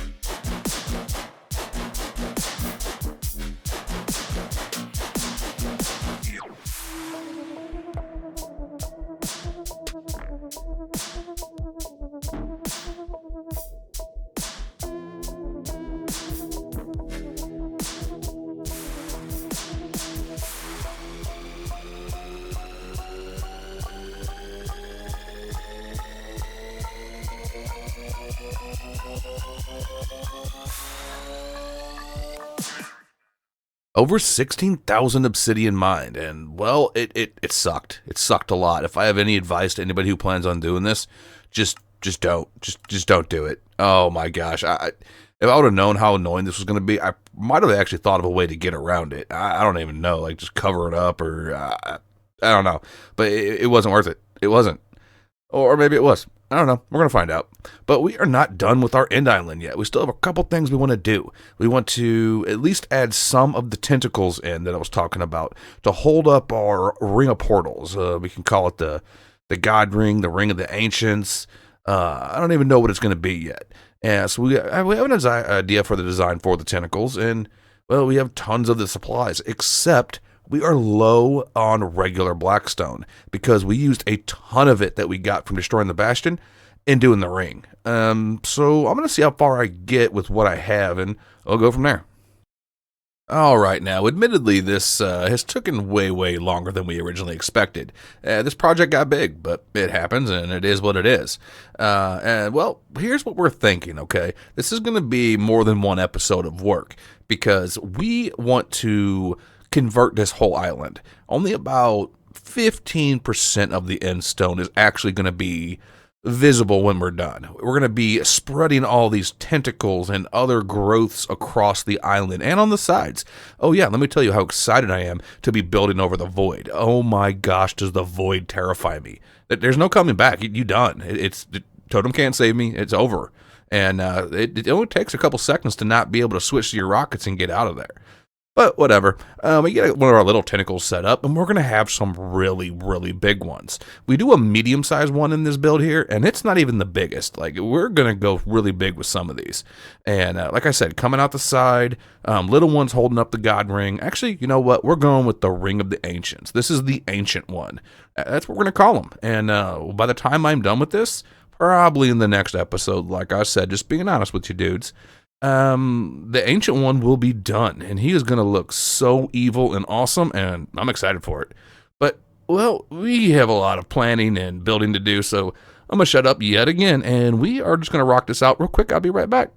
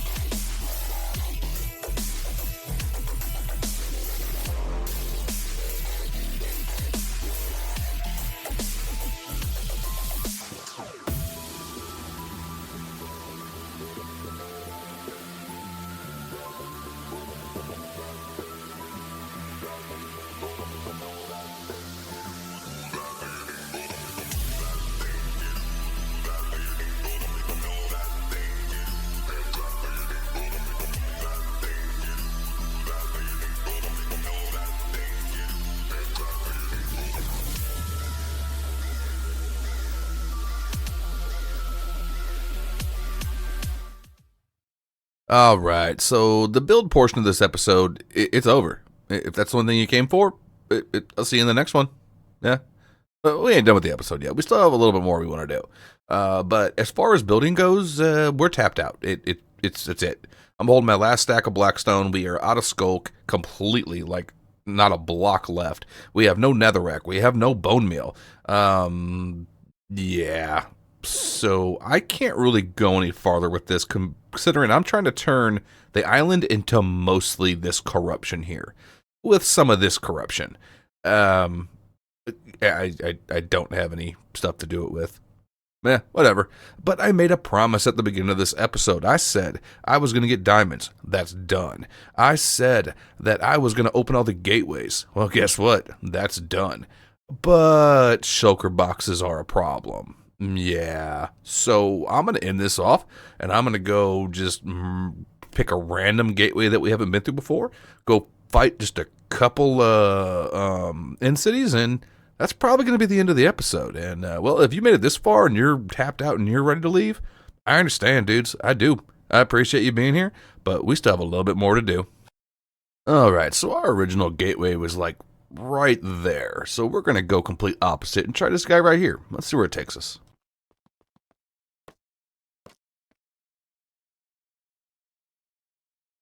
Okay, nothing directly in sight. Let's start by getting some of this chorus flour. We're going to need that for the island. So we gather up some of the fruit, and here very shortly we figure out a much, much better way of doing this.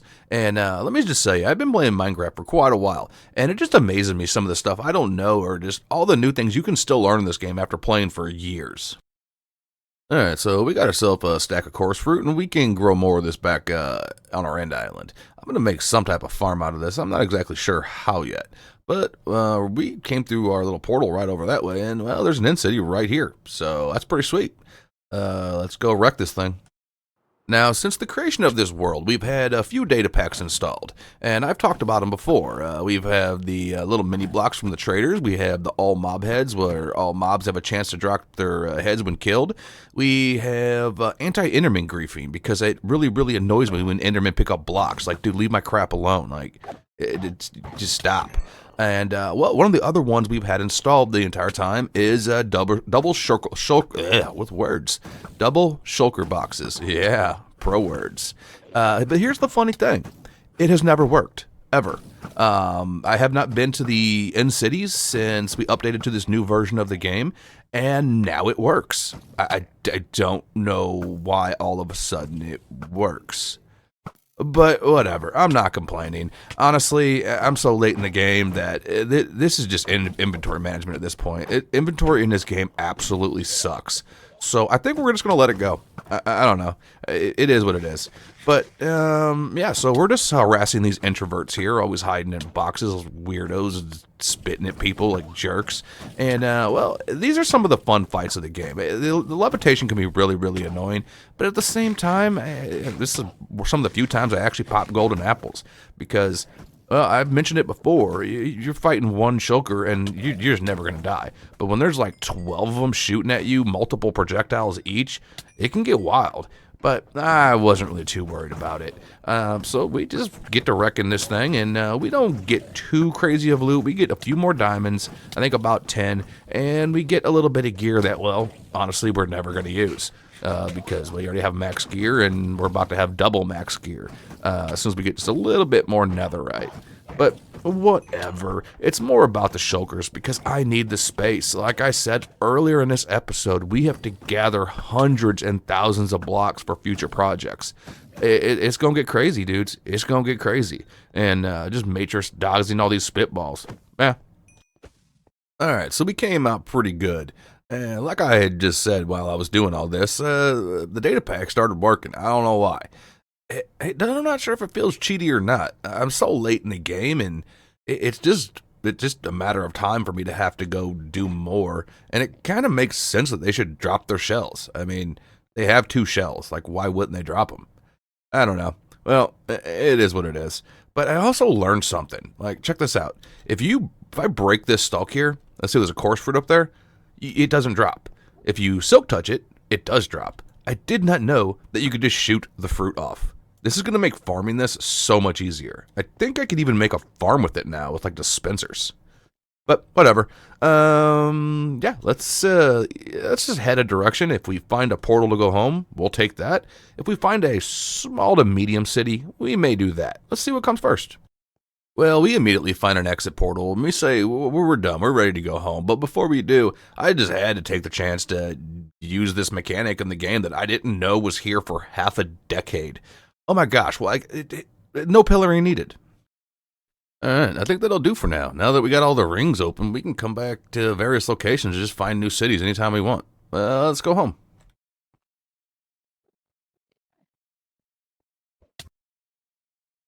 We are sitting at 3,532 days. I honestly have no idea how much time I actually spent on this episode. I gotta guess that it's in the 40 or 50 hour range, because it was almost all in the nether in the end. I didn't sleep. I think I took like 3 rests in a bed the entire episode or something like that. Yeah, I don't know. Maybe a little bit more when we were finishing off the Hamlet. But whatever. We got to get right back to the grind. We need a whole lot of resources, and we got a lot of things to do, because this was only half of the end transformation. But one little quick announcement before I head out. And that is, we are planning our first live stream for either next Tuesday or Friday. I have not picked the date yet. But as soon as it's set in stone, I will make a little video announcing it. And even if I'm the only one in there, or just in there with one cool peep, whatever.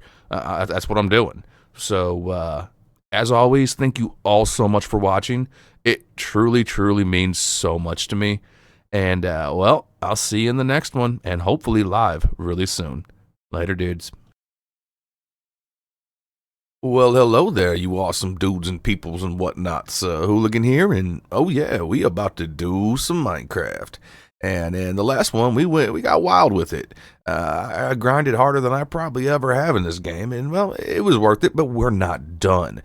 We're going to go hard in this one, too. We have this ancient deity to finish constructing out of the end island. We have farms to build. We have an obscene, and I mean obscene amount of materials to gather. So we have no time to waste whatsoever. We got to get to it. Chapter 21, and welcome back to another episode of Hooligan Totally Plans Things Out. Oh yes, I do, sometimes. Sometimes. It happens every once in a while. Anyways, we need an obscene amount of all of these blocks. Out of all of them, the bone meal is the one we need the least. But these two here, we need a whole lot. But we have a mission we must undertake before we start this grind. It is so important to the survival of this world that it cannot wait. So let's go get this done. We lost Captain Snugglepants Sr. to a tragic boating accident. And this right here, this is Captain Snugglepants Jr. And we need to bring him over to the deep so we can assign him to be the captain of that faction. Okay, so maybe it's not detrimental to the survival of our series, but it is detrimental to the survival of my mental health. After what we went through the last episode, just grinding our booties off, I just needed to play with the panda for a little bit. And don't let this dude fool you, okay? This dude is an absolute savage. Like, he is not a nice guy. The things that this dude will do for cake are absolutely obscene. Yeah, he's a monster. He's a monster. Oh, yes. Anyways, so we wanted to build him a little house, a little command center at the top of the deep, the steampunk city. And at the bottom of this giant pillar is our slime farm. Now we're going to be changing a bunch of things in this city as well as adding a whole lot of new buildings. You most likely on stream here to come real soon. But for right now, we just wanted to make his little habitat and just finish off this pillar that we kind of just left alone for a long time. I mean, it's been unfinished since like almost the beginning of the series. Now, we were using our slime farm to just convert Skulk at the bottom of our city, but we don't really need to do it anymore. It's spread up far enough, and, well, we wanted to finish off this tower, so we just decided to convert it back over to the slime farm, and it'll probably never be changed again. Look how seriously he takes his job. Oh my gosh, he's up there just working hard. I'm not sure what those somersaults are supposed to be for, but I'm sure it's a tactical thing. Yeah, he's planning something up there.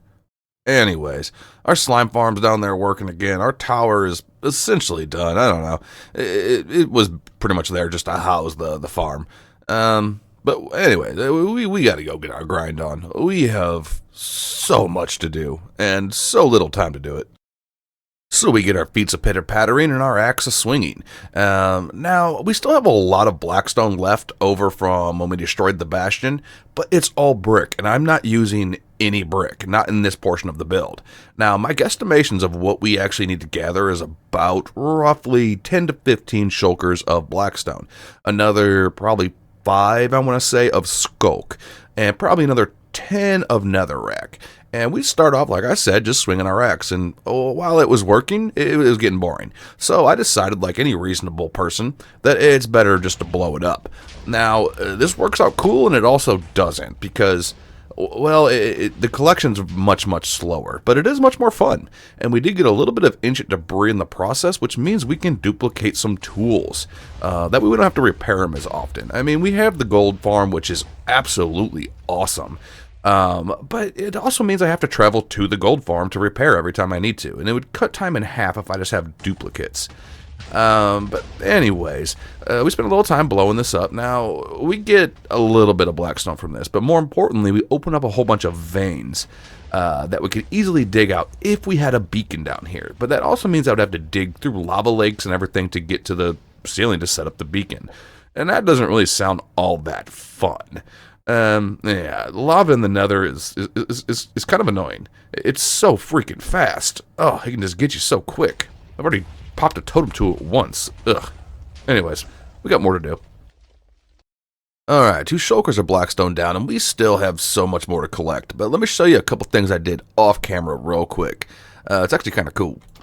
So we needed to expand our overflow room and make it not just a janky hole covered in dirt.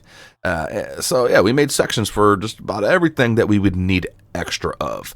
And I never thought I would say this ever in Minecraft, but I needed an overflow for obsidian. Like, that's a lot of obsidian. Yeah, and there's another chest over in the normal storage too. Yeah. Anyways, the reason I'm showing you dudes this is, well, to show you that I did it, but also because all this stone we have right here, all this dirt we have right here, all this grass we have right here, that can all be converted to skulk. And, well, we have a plan of how we want to do that. But there is one more thing I did off camera that I want to show you real quick. Alright, so last episode, we pretty much finished up the entire Hamlet, except for this little area right here. And, well, this is going to be our little graveyard. And right now we got 3 mausoleums to represent times I popped a totem. This creeper tried to give me a hug. I kissed the ground with my face and took a lava bath.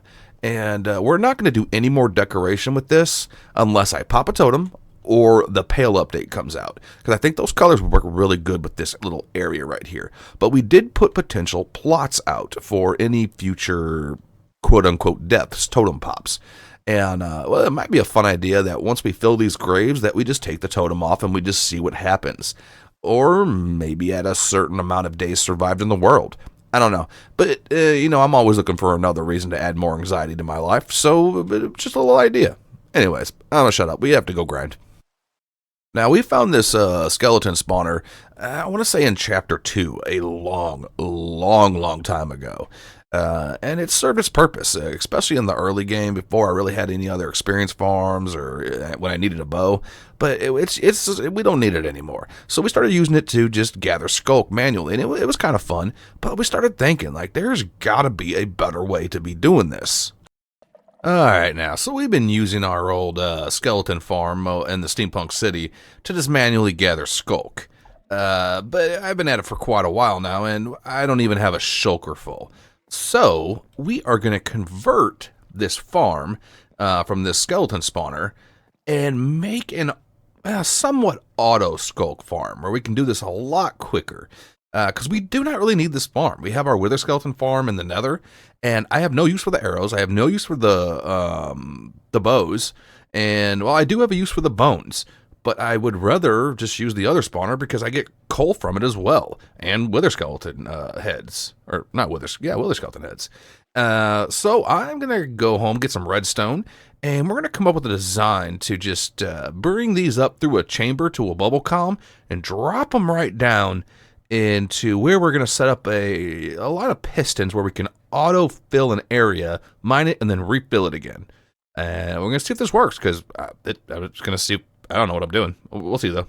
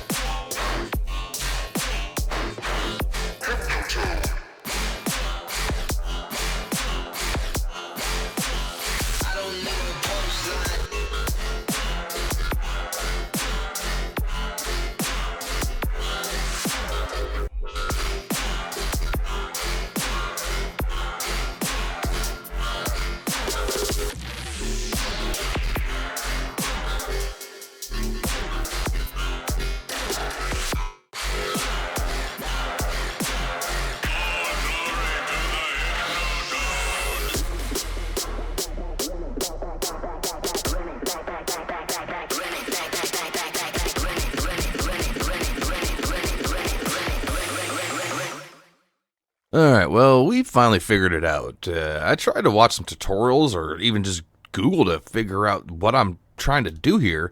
I could not find a video that actually helped me, so I just played around in creative until I figured it out myself.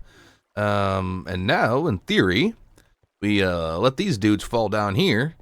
All of this should turn to skulk. We break it, fill it back up, and do it again. Let's see if it actually does that. Oh, that'll do. That'll do just fine. So I'm really glad we took the time to actually build this farm. It quadrupled our production rate.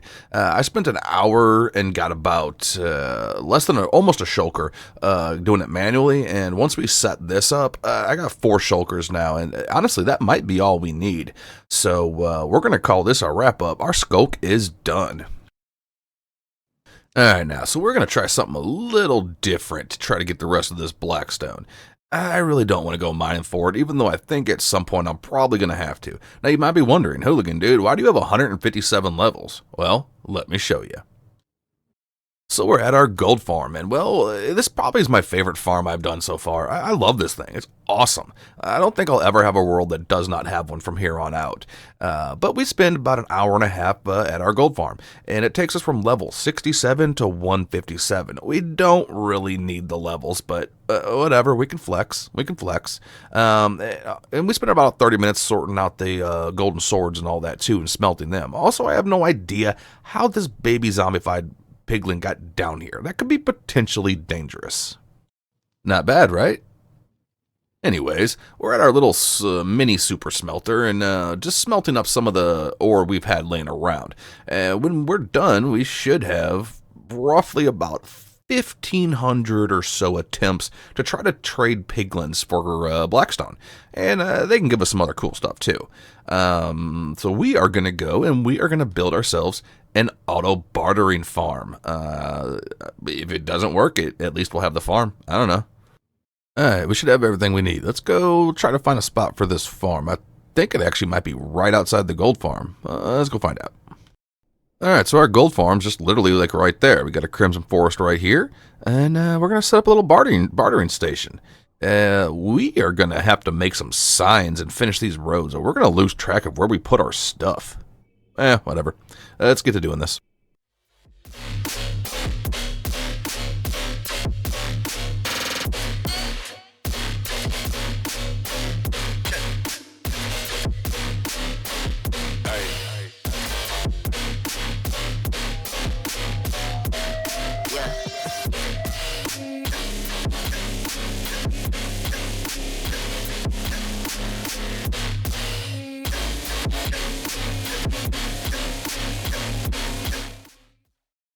Alright, so we're at day 3,608.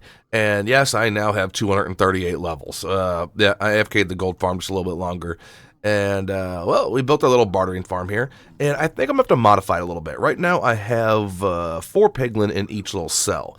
But the hoppers can't keep up with the trades. So I think I'm going to use minecarts to swoop 2 out of each and make this again right behind this and have 4 cells. That way the hoppers have double time to keep up. But anyways, we didn't do too bad. We got tons of really cool stuff. Soul Speed 3 books that we'll never use. Infinite fire resist potions that we will use. Gravel, string, leather, all kinds of really, really good stuff. But we only got 2 shulkers of Blackstone. But you know what? It was fun, and now we have this farm. So we're going to have to probably just go do this manually to get the rest of this Blackstone. But this was fun building this. Yeah.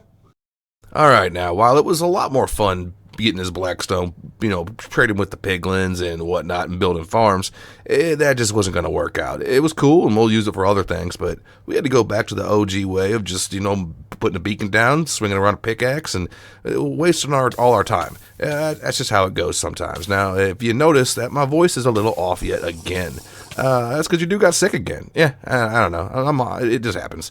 But it doesn't stop our grind. It doesn't stop our work. We have stuff to do, and we got to get it done.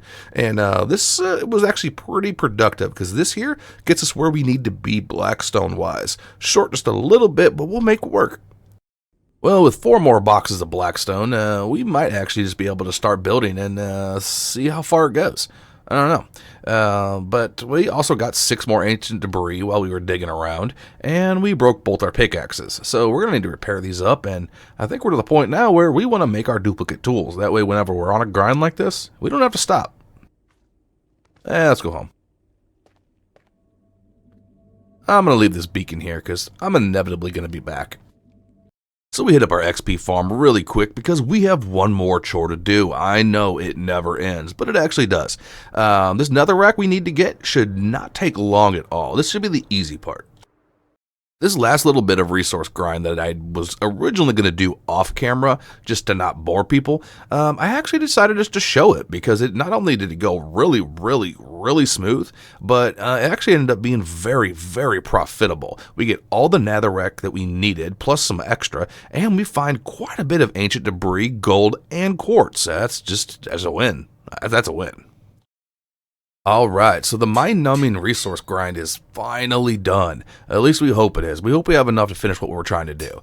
But we worked really hard on doing all this, and while we did it, we got that ancient debris, and we said we want some duplicate of our most important tools. Now, to me, the hoe, the pickaxe, and the axe are the most important to have on hand. The shovel will be done later. I'm not worried about that right now. And, well, we just started whipping up some potions, and we're also going to go collect a bunch of wool. Can you start guessing what we're about to go do? Anyways, since we already were here getting our wool, we decided we wanted to color code where our wool is being stored, because right now it's just a guess. And, well, it's just something we left undone, and I'm trying to finish up some stuff as I'm in the area of things that I left unfinished. 10 boxes of Blackstone, 8 boxes of netherrack, 4 boxes of skulk, another box of skulk veins, a fully stocked adventure kit, oh yes, with duplicate tools. And what do we have here? A bunch of wool, and a ton, about 3.5 hours worth of night vision. We are gonna go look for that silence trim. I also would like to get some echo shards and enough of the disc fragments to make that disc and put it in the museum. I know where there are 2 ancient cities. One we've already done, and I also have an idea of where a couple other deep darks may be.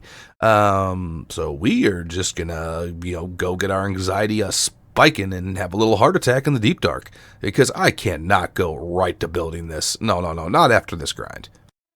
Alright, so we set off on our journey. Now, this location here is about 100 blocks north of our outpost where we gather bottles for our raid farm.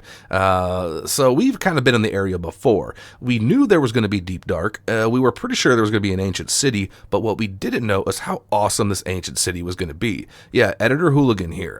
This city is awesome. There's like no skulk in it. Yeah, that's an ancient city. But there's no deep dark. What?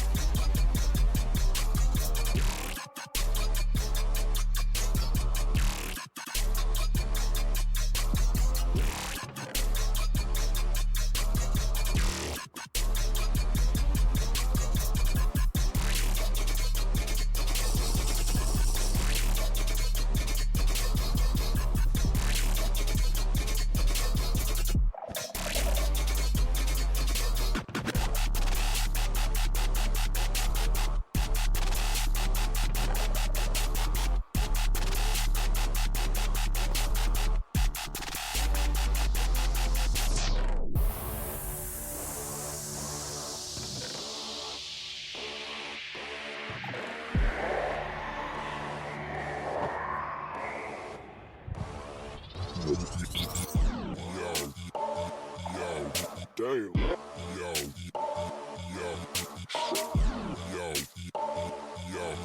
Damn.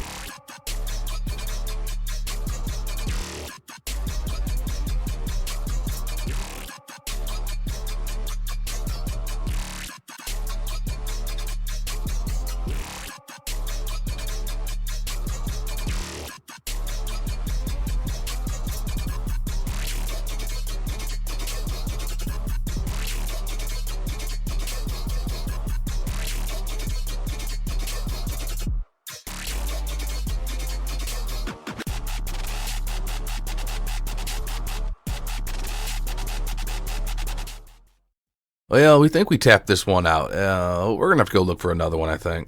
We got some stuff, but not what we were looking for.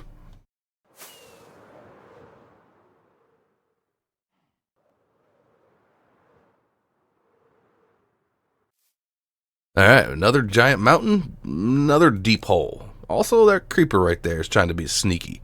We ain't dealing with that. Oh, he's gone. He got scared. He ran away. Also, that's a geode. We might grab a little bit of amethyst, too. So we hop on in and just kind of see what we got going on. We check out the amethyst, the geode, and we decide we don't have time to get it right now. We might come back and loot it later, though. I could always use the calcite, and yeah. Anyways, we didn't really find anything too promising. We find a little cave, and it does have some deep dark. However, it leads pretty much nowhere. And I mean nowhere. So we just start digging. We find a little bit of diamonds along the way, which is pretty sweet. And, well, it took a little bit. I probably did this for about 30 minutes, but we do find another ancient city. Oh, yes. Okay, let's try this again. So we get a potion popping and our feet's a moving. Now, we already have enough disc fragments to complete that for the museum. We have enough of the echo shards to make a recovery compass. Now, I don't know if I mentioned this before, but we cannot use the recovery compass because this is a hardcore world, and if I die, well, I can't go get my stuff because I can never play it again. Oh, well, except in spectator mode. But whatever, we can still put it in the museum as a little piece, you know. And we pop yet another shrieker, and I actually end up losing track of how many shriekers we activate. It gets a little blurry down here when you're doing this, but the only thing we're looking for at this point is the silence trim. That could be a potential escape route if I need to.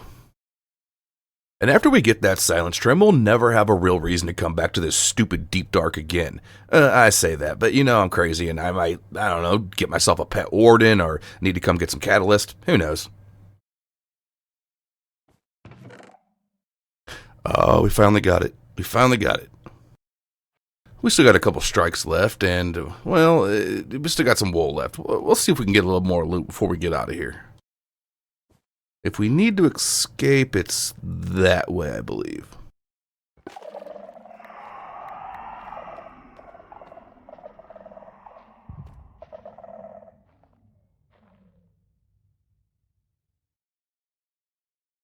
All right, I don't know what my counter's at anymore. I think I'm done. I'm ready to go.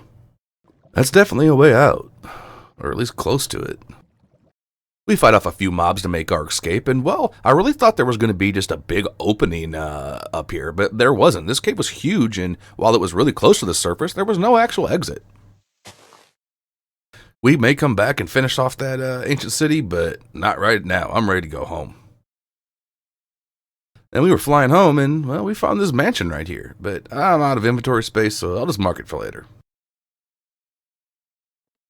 We got 38 diamond ore while we were doing that too. Let's see what we actually get from this. Let's see if we got some good RNG.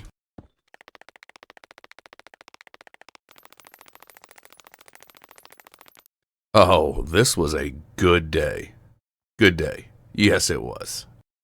I know. I have an end island to build. We'll be getting to that in just a minute. I promise. But first, we have to waste 4 netherite ingots on some armor that I will never ever wear. Also, while getting crafting in style. Because, well, we just got to flex this. We have no choice. We have to do it. And it was worth every bit of work. Every bit. Oh, it's so awesome. This museum is getting really close to being done, and I love it so freaking much. And we were already in our grind anyways. We were already working on the museum, so we decided to add a couple of our other museum pieces in. For instance, the heavy core and the whatchamacallit, the mace, which is also rare that we got way long time ago. But we kind of just forgot about it, if I'm being real. Yeah, I don't know. I just forgot. And we go ahead and make a recovery compass that we can never use. Why? Because that's how we do. We can do it. We have accomplished some crazy stuff in this game. Oh my gosh, it's actually kind of absurd. I'd never ever thought I'd do anything like this. Honestly, I'm being for real. We have every single armor trim also put on armor on display, as well as duplicates of every single armor trim. Rare music discs, every pottery sherd turned into the actual pots, plus extras. I think we have almost all the banner patterns. The only thing we have left is a Piglin head and a Pigstep disc, which will go right here and here, I think. But we ain't doing that right now. We got to go build an end island. Yeah. And then all the collectible music discs from the creepers, which will go right here, as well as a jukebox right there, I think. Yeah. Also, we might as well just throw this up. This is a collectible. This should be with the tide. So we'll just put that. No, I'll put it right there. And maybe we'll do something like that to kind of display it. Yeah, that makes sense. But yeah, we're done with this for right now. Oh my gosh, I'm actually starting to feel better now. So if you guys hung into this point, thank you, because I had to do a bunch of grinding just to keep going. But now we are gonna go build this end island.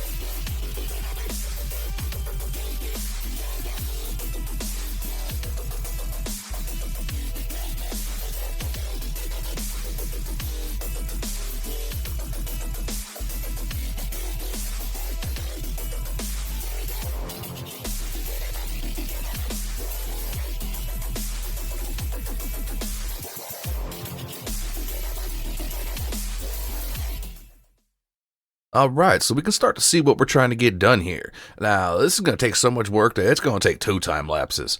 Yeah, that's just the way it is. So I'm going to shut up and get right back to it. See you in a minute. With an enormous amount of caffeine in my brain, we chug along just getting our build done. Now, our goal for this episode is to complete the entire top side of the island, as well as a few other little things. Now, we are not going to dedicate another episode to this island. I have another idea how to finish it off without having to make a in transformation part 3. I don't want to do that. I want to go see daylight. But we changed some ideas of what we wanted to do. Now, originally we wanted to have a large portion of the endstone visible. Well, we decided against that. It was just too much yellow, but we still want some of it visible, especially in some patches of chorus fruit that I like to think of it as like the crop fields of the Endermen, because they're living creatures. They live here, and well, it would make sense that that would be their food source. I mean, it makes you teleport. They teleport. Maybe that's how they get their power. I don't know. It makes sense to me. I thought it was viable. Anyways, this takes an obscene amount of work. I actually completely lost track of the amount of time I spent doing this. Not even just between the 2 episodes, just on this one. I don't know. I gotta assume it's in the 40 or 50 hours worth of work. I don't know though. It's time is just weird in the end. Yeah, I know it's doubled because you don't sleep, but there's no daylight cycle, so you just blank out on the actual amount of time you spend. And I am just rambling on about dumb stuff. Ugh. Anyways, I'm running out of stuff to say. So how about I just tell you a fun fact? The whole time I was doing this, a ladybug head came into my office, my little studio, and it just sat on my keyboard. I'm not even joking. This little ladybug sat on my keyboard and watched my screen the entire time I was building this. It was pretty awesome. I don't know where it went. It might still be in my office. Oh, well, why am I talking to you about random ladybugs in my office? I don't know, because I can, and I thought it was pretty cool. I don't know. Is that not cool? I think it was cool. Well, yeah, I don't know. And we're done. What the crap was that dude even talking about? He just rambles. Like, shut up sometimes, dude. Ugh. Anyways, back to it. We're happy. We're happy with the entire top of the island. Now, on the sides, we are going to be doing that either as little segments of each episode until it's completed. Maybe it is an intro, maybe as an outro. I don't really know. And we might be doing some of it on stream. I don't really know what. But I will not dedicate another episode to this build. It's melting my brain. But yeah, I was pretty happy with it. Now, as far as what's left to do that's not just the sides, we have 2 little tentacles over there, which we left those alone because they're kind of part of the side, and we want to terraform that entire piece right there. I'm going to blow all that up. I don't have the TNT for it right now, though. But right now, I just want to go home. Yeah. Also, I'm going to have to get some shroom lights to scatter through the warp forest to reduce the amount of these guys spawning.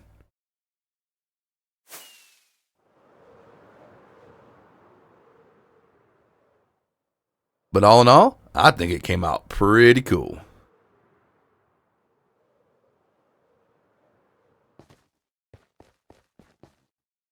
Let's go home.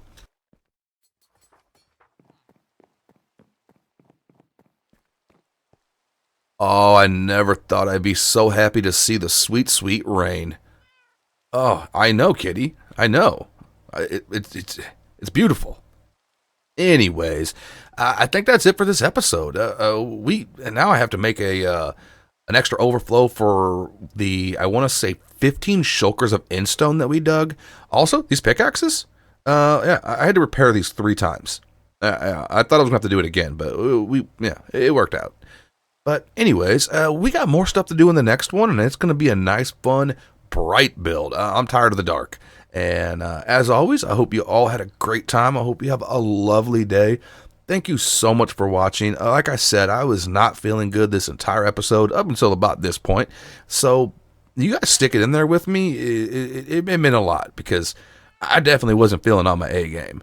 But anyways, peace and love, fam, and I'll see you in the next one. Later, dudes. Want to say bye, kitty?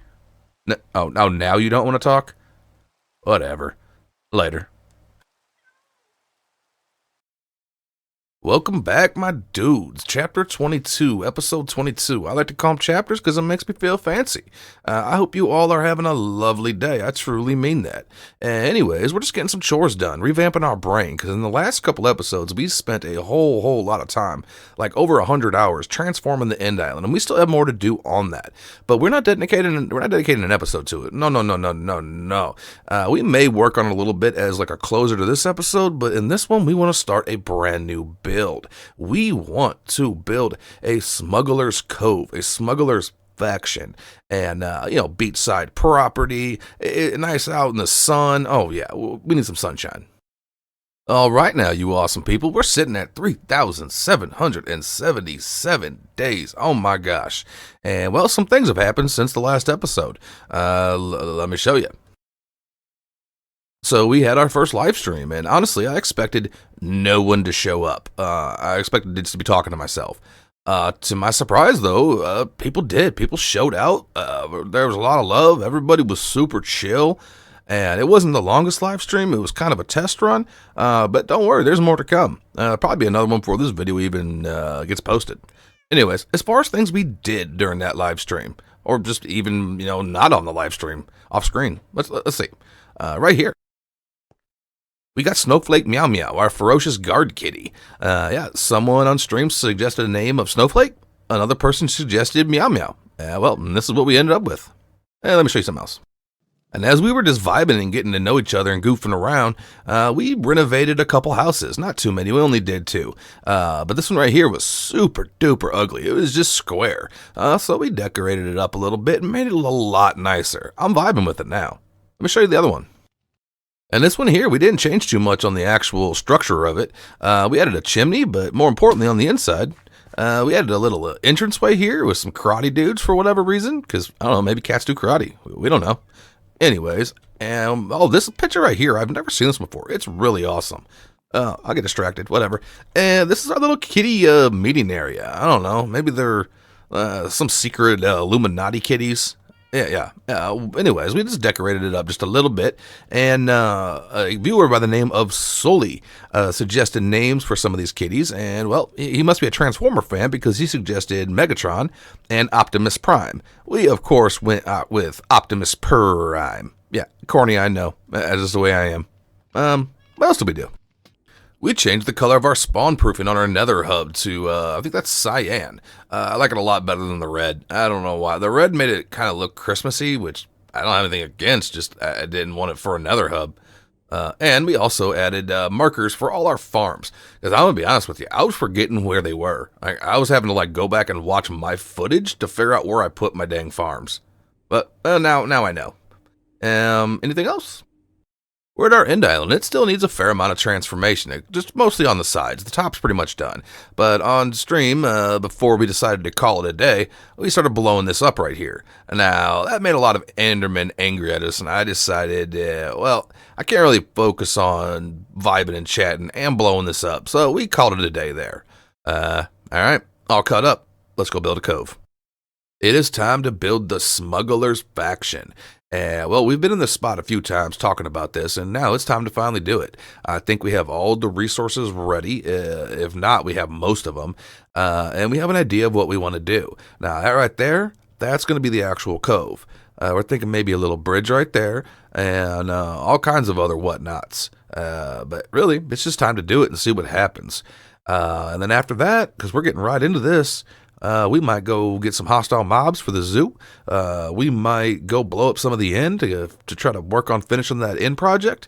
I might do something else. I don't know. Let's see what randomly happens. But first, let's build this. Let's go. Let me tell you all how ridiculously excited I am to be doing a project that is not in the freaking end, where I don't have to worry about Endermen getting mad at me because I was gawking at them or whatever, or falling into the void. Oh, a nice bright sunshine, just terraforming a island. Oh, it feels so good. It feels so good. Anyways, so we start getting our little cove set up. And, there's going to be tons of stuff on top of the cove, around the cove, in the cove, and the water around the cove. And, well, we're going to need some people to live in the cove. That's a lot of words, cove. Anyways, so we decided these guys tried to attack us, and we're going to break their bows and make them live in the cove. Yeah, that's we're going to live forever. They can't do nothing. We're going to name tag them, and they're just going to be our little denizens. And anyways, so we just start getting this thing whipped together, and we want both sides of this cove to be open. I really like that idea, and we're going to put some spikes in the water using some dripstone, tons and tons of decoration. It's going to look really cool, but first we got to get our canvas set up. So that's what we're doing right now. And we're pretty much done with that part of it, but little details later. And that's the majority of our terraforming. We still have some to do, but we don't need to deal with it right now. We're just getting things planned out so we can get started. Obviously, we have our cove right there. That's going to need a lot of decoration, but it's basically set up. We're going to be taking some of this down right here. We're even going to have some housing along the water with some custom terrain underneath it. And we're going to take out some of the jungle. But let's get to actually planning where we want stuff to go. We don't get all confizzled and whatnot. Also, look how awesome our little capital silhouette looks from this angle. Yeah, that's pretty cool. Silhouette? Is that the right? whatever word I'm thinking of. Yeah, whatever.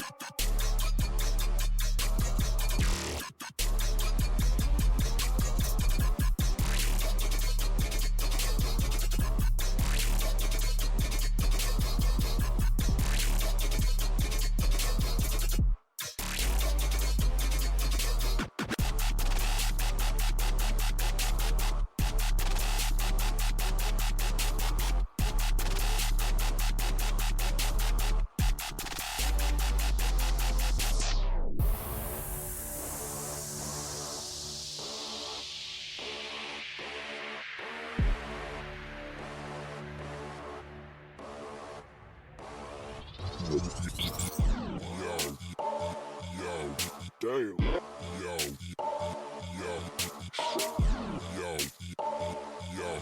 Damn.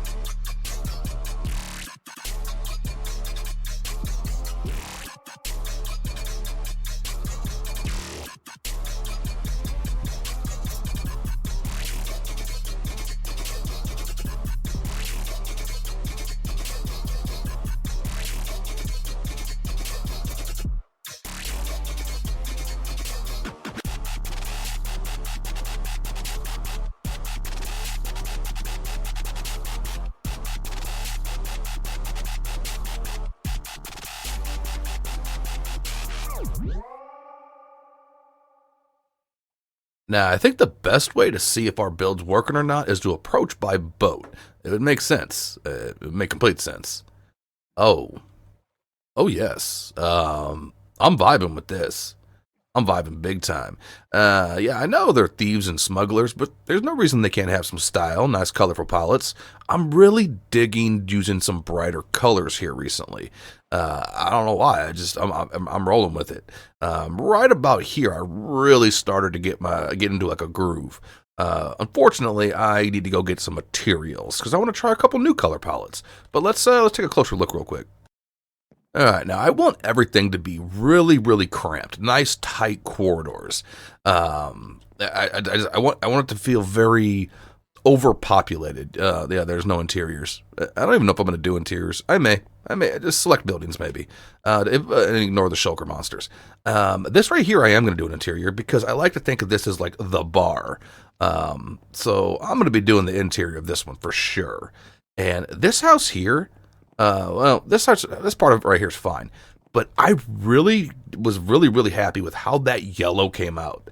Like, I've never used that block before, ever, in a build, and I love it. I love it, especially with the copper. Yeah, and now we need to get some more materials because, well, we still have a whole bunch to do. Now up here, we're going to be doing a little market. This is going to be like I don't know, like the faction's headquarters, just a little some type of building here. And this is going to be, like I said, the market. This might be part of the market.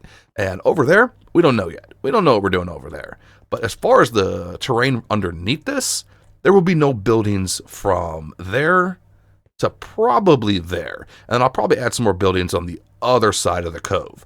But right now, I'm going to go do just a little bit of adventuring and getting some supplies. Let's go do that.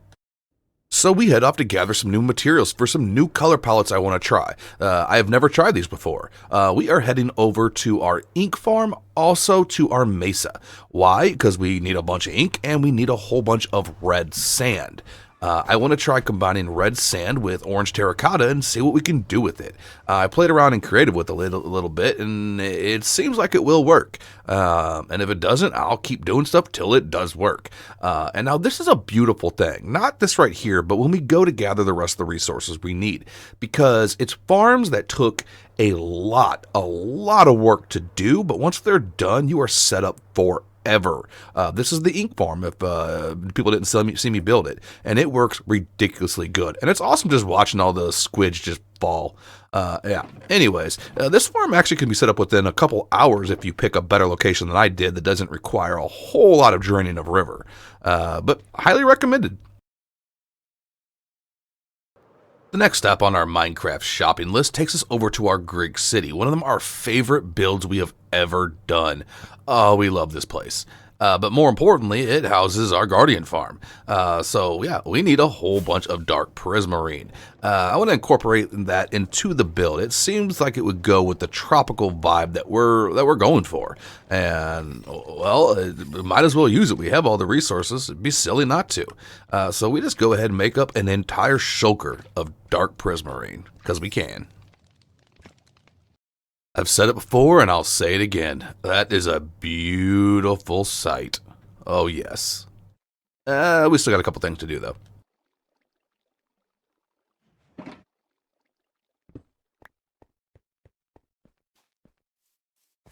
And do I love this city ever so much? I kind of want to do more with it, but I don't know what I would do. Anyways, enough distractions. Now, we just have a couple more chores to get done before we can get back to our beautiful, beautiful build. Or at least I hope it ends up coming out beautiful. I don't know. I also didn't whack my head right there. You didn't see that. Yeah, well, anyways, we need to get a bunch of warped wood. It's going to go well with our dark prismarine. And, well, I just like the wood in general. And I am tapped out. So we just annihilate this forest, or at least a little bit of it. And I actually hate farming this wood. I would prefer to do mangrove, honestly. At least the leaves decay on that. Whatever. We still have a couple more things to do. Alright, well, that'll do for right now. We might be making a tree farm here soon. Maybe a couple different versions, actually. Anyways, let's go get our last thing done. The last things on our shopping list are actually two things, but they're very, very related, so I'm counting them as one. Yeah, we need a bunch of rooted dirt, and once again, this is the only option to show you the actual footage of me gathering all this crap. Otherwise, eyeballs will bleed and brains will explode. But whatever. So we need a bunch of rooted dirt and something we can make from the rooted dirt. As well as, well, when we get to the bottom of this, we find a pretty decent cave. We knew there was going to be a lush cave down here because it's rooted dirt. But lots and lots of spore blossoms and stuff. But I don't have time to deal with it right now. But I will be back, and also to raid that geode. Alright, so we have one more material that we think we need to get. I don't know because I can't think that far ahead, but that's what my brain says. And, well, we already worked on making this building a lot more prettier, so might as well put a farm inside of it. It's going to be a little micro farm. Let me show you. So we're building a little auto-hanging root farm, a very underappreciated decorative block. And it works very well, very simple. And this brings our total number of auto farms to 1,362,000,000. I don't know, I lost track. Now, how well is this gonna work?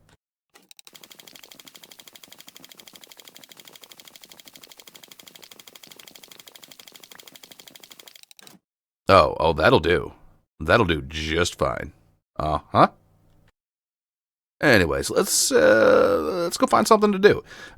You might be wondering what I'm using this hanging root for. I'm not gonna tell you, but I'm gonna show you. Not just yet, in a little bit. All right, now, we have a couple things we want to do before we get back to our cove.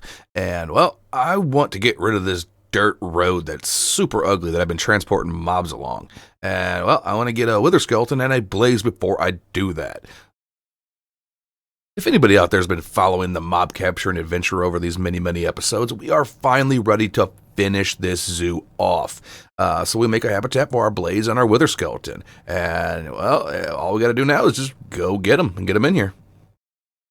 All right, my dudes. You guys are probably tired of watching me do chores, so I'm not going to bore you with showing me gathering all the gold. I went and raided the gold farm, got as much as we had there, as well as we had in storage, and I made as many powered rails as we could. Hopefully this is going to be enough. We have most of the roads set up already from previous mob captures, and I think we're set up. We're going to find out, though. Now, our current armor is fully maxed, including Thorns 3, so we want to bring along our Crocs, our Daisy Dukes, and our Toupee. And we might as well bring along the Crop Top as well. They're fully maxed, except they do not have thorns, so we don't want to be killing the mobs we're trying to capture.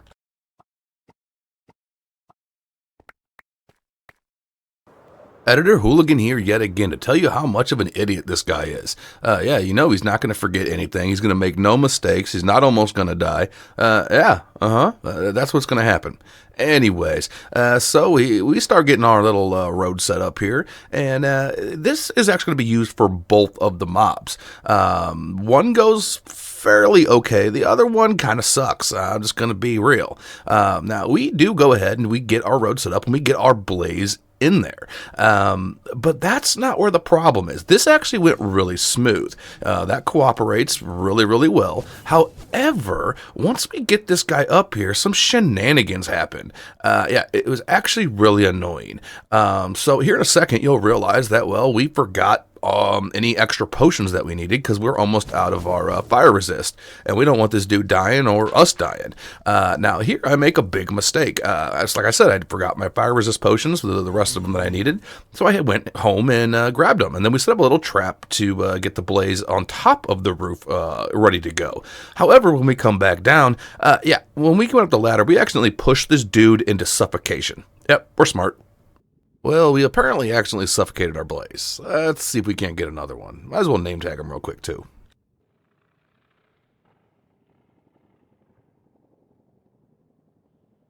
Yeah, you dummy, you did. So now you have to get another one. Ugh, this guy. I don't even know what to do with him. So yeah, we get this guy back up here, and well, he almost kills us. I did not realize they were going to climb the ladder that quick. Oh my gosh, he zoomed. And well, he completely says, "Nah, I'm not getting in your trap, dude. I got other plans." And I'm like, "All right, bro, we'll deal with it." So we set up a new trap, and this actually goes okay. And we actually finally get a happy mistake. Oh yeah, we fail in a good way. This guy goes through the portal and... Where's my blaze? Turns out this dude just jumped right on the track after he came out of the portal and dipped out. So yeah, an actual happy mistake. Pretty cool. And now we just need ourselves a wither skeleton.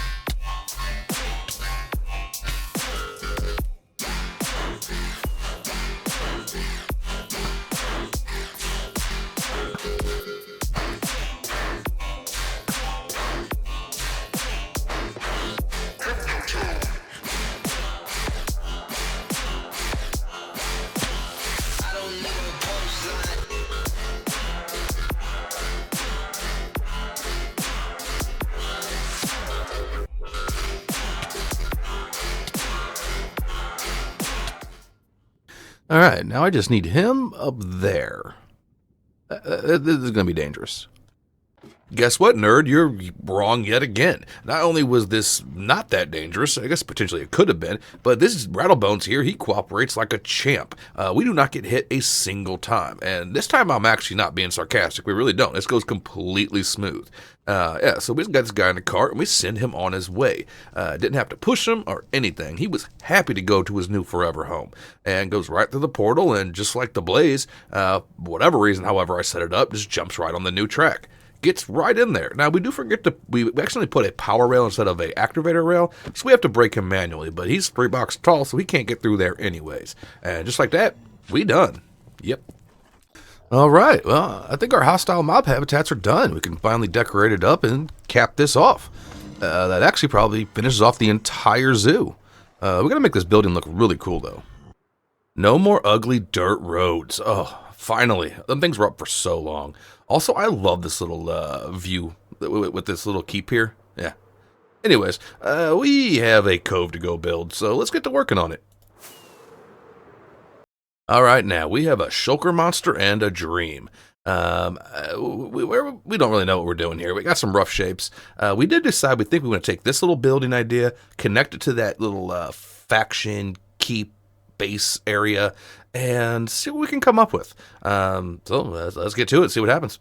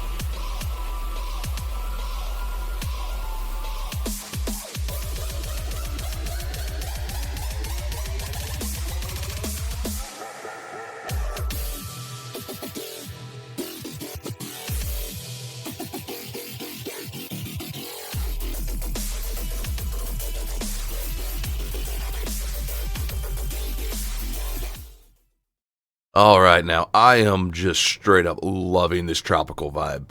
Oh, I love it. I love it. Well, we got some more plots laid out, and we're just gonna go right back into it and just get some more building done. I don't think we're gonna do music on this one. I think you're gonna listen to my stupid voice. Yeah, I'm sorry. I'm really sorry. Here we go. Now, up until the last world we did, I had never used a single piece of terracotta. And in that world, the only thing I really used was, I think, a little bit of brown and white. But oh my gosh, am I vibing with it. That and concrete powders. I don't really like concrete itself. It's just too plain. But dude, these terracottas are just awesome. Like the white terracotta can go awesome in like a Nordic vibe. So can the cyan. Or yeah, the cyan, the light gray, but these bright colors, they're kind of limited. But do they fit ever so well with tropical vibes? Oh, I love it. Also, I like mixing these mangrove leaves with some jungle. It gives it a nice feel. Anyways, so we're just getting all these together because we want to finish this portion of the cove. We have other things we want to move on to, and well, this was the biggest part of this build. Now, we didn't really struggle here. At the beginning of this build, we did. At this point, we are just rolling. We know what all our colors want to go together, and we're just getting it done. Also, I tried purple terracotta. I don't think I've ever really done that before, but it came out kind of okay. It mixed pretty well with the the dark oak. I wasn't expecting it to, but it did. And just getting ready of a whole bunch of the stone. Now, as far as what we're going to do with the rest of this island, I'm not sure yet. We're not covering the entire island. We may just convert some of it over to jungle and just finish the build on top of the cove itself, because I just don't want it to be that busy. It's not supposed to be a huge city. It's a smuggler's cove, not a massive city. But yeah, we get this done, and we are absolutely loving it. Oh, my dude, this has been a wild, chaotic journey in this episode. I know it, you know it, we all know it. But oh, we are very, very happy with this build. I know I always say that, but it's usually not because I think the build's the best ever. It's because of how much work I put into it. It makes it feel that much more awesome to me. But I do think this one came out really, really, really cool. Oh, I love it. Yeah. Anyways, so we worked with a whole bunch of colors. Now, these, like I said a minute ago, these colors won't work for everything, but dang it, did they work for this build. I really, really like this orange terracotta mixed with the sandstone. That's pretty sweet. Also, there's some zombies and skeletons around here. I don't know where, but I keep hearing them. I'm guessing they're down there because it's always when I'm in this area or right over here. Hopefully they're secured because I don't need a creeper coming up and blowing me up. Anyways, and the magenta terracotta, it worked out pretty cool. No, wait, that's purple. I need to add some magenta into that, actually, so it kind of varies up the color. I forgot to do that. Whatever. This little archway here, I really, really loved it. I don't know what got in my brain to do it this way, but I'm glad I did. It came out pretty sweet. Now, what do we have left to do? Well, one, I got to take care of this massive shulker monster. Oh my gosh, it's getting ridiculous. And we are not building on top of this entire island, like I had said before. Over there, that's going to be transformed mostly into jungle and bamboo. And we will go ahead and add greenery around the entire island, so there's just not stony shore. I don't like that. And there'll be some buildings up here probably. I don't know. Maybe. And of course we have the cove. Now down here, we're going to need some huts. We're going to put a bunch of rooted dirt hanging down. We're going to terraform all this. It's not going to be stone. Well, not terraform. We already terraformed it. It's going to be just like large caches of materials that the smugglers have been collecting. Some little boats over here and whatnot. This is going to be like a awning, kind of. Is that the word? Awning? I don't know. But like a stone arch coming into the cove here. Yeah, we have a lot of work to do. This isn't over. However, for the building on this episode, yeah, this episode's pretty much done. Now, I think, here's the thing. The new update came out, and, well, if I'm being perfectly honest, my early builds in the series, I was not very happy with. Now, don't get me wrong, at the time they were fine, but let me show you. Like our castle right here. Now, compared to the builds we've been doing, it just doesn't hold up to par. And I don't know if I want to spend enough time to completely renovate all the old builds, or, and hear me out, if it might just be a good idea to finish off the 4,000 days and start a brand new world. I want to know what you guys think about that, because it matters very, very much to me that you enjoy this series. Not so much that I have views or subscribers, just that you enjoy it. So I want to know in the comments, please, let me know, should I start a new world with the new update, or should I just continue with this one? Because, well, I think we can do a lot better. But anyways, other than that, the next episode is going to be about finishing everything, finishing our cove, finishing our end island, and anything else we left undone, like finishing up our hostile mob habitat. We don't need to capture anymore. We just need to finish building the actual building. But yeah, anyways, I have just been talking so much. Thank you all so very much for watching this series and watching this episode. And well, we still at least have one more in us before we either call it or we start a new series. But I do want to know what you guys think. As always, I hope you have the most beautiful day. And, well, peace and love, fam. I'll see you next time. I swear I have to do everything for this dude. He forgot to mention, P.S. Our Discord is open to chill vibing people. You're welcome to join if you'd like to do so. As well as we'll be live streaming tomorrow, Friday, 2:30 Central Time. And we plan on doing this every week as long as family life permits. And we might even add Tuesday in there as well. Anyways, cheers, fam. Well, hello there, you wonderful people, and oh yeah, we about to do some Minecraft. Now, this one's kind of special. We are at 3,900 days. We have 100 days left to get everything done that we have left undone in this world. It's kind of similar to our early episodes where we limited ourselves to 100 days. Now, what do we need to do? Well, we don't need to do the hostile mob habitat because we did that on stream, and it came out okay. It's a mob habitat. It is what it is. And we also captured a creeper and put him over in a hole over that way. And what are we going to use that for? Well, we need to charge him up and blow up a Piglin to get that head for the museum. We need to get a Pigstep disc, which means a scary Bastion. Oh, so much fun. I'm super excited about that, let me tell you. Anyways, we also need to finish our end project, we need to finish our cove, and we need to finish the top of the steampunk city. And maybe a couple little details we left undone around the capital. And we only have 100 days to do it. So, well, I think we need to get moving because we have a whole lot of things to do and not a lot of time to do them. Let's go. Now, we have no time to play around. We got to get on our grind, so we get our feet some moving. And in the last episode, we built this Smuggler's Paradise. I named it the Smuggler's Paradise because, well, we didn't really do the Cove. We terraformed it, but we left it alone. Ran out of time and decided we were going to do it in this episode. But we are going to get everything done. Oh, this whole island plus a whole lot more. Now, this area of the build, I wanted it to feel much, much less fancy than upstairs. Why? Because this is where all the dirty, not so legit stuff is happening in their civilization. Okay, it's being funded by smugglers and thieves. It's just a masquerade upstairs that it's not. And well, it made sense to me and it came out pretty cool. Now, here in a moment, we get a chance to multitask and well, we sure as heck take it because we don't have time to waste. And we got ourselves a thunderstorm, which means we have to go charge up that creeper. Let's go do that.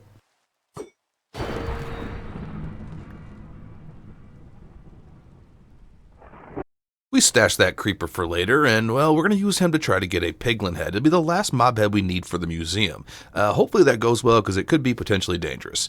Anyways, we are working through the night to try to not waste any time on this build session.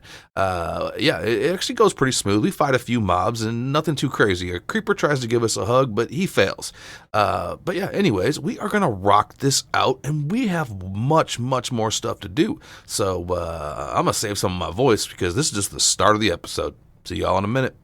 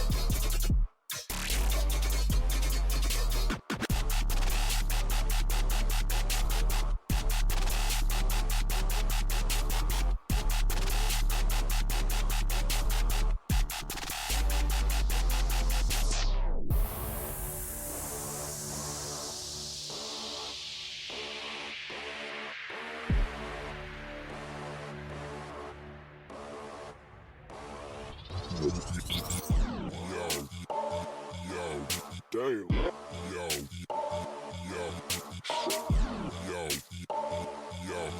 Damn.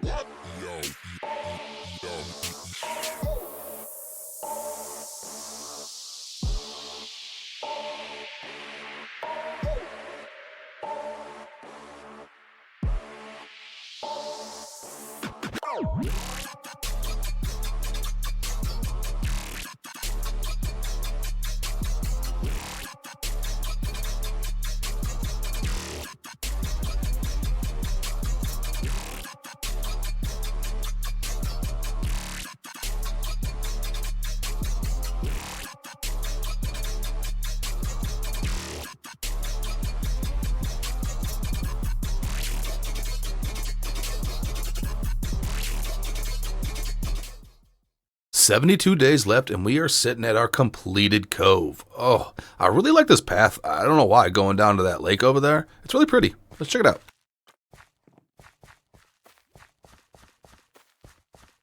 Oh yeah, that's beautiful. This was a real life thing. That would be awesome to hang out at. Anyways, we are done with this area. We may add some little tiny boats if we have time at the end of the episode. But like I said, we have 72 days left and still a crap ton of stuff to do. So let me show you what's up next. Alright, so we've obviously gotten our super easy cat and 13 discs, and well, you can get 10 other discs from making skeletons kill creepers. And I think I have a pretty smart way of doing that.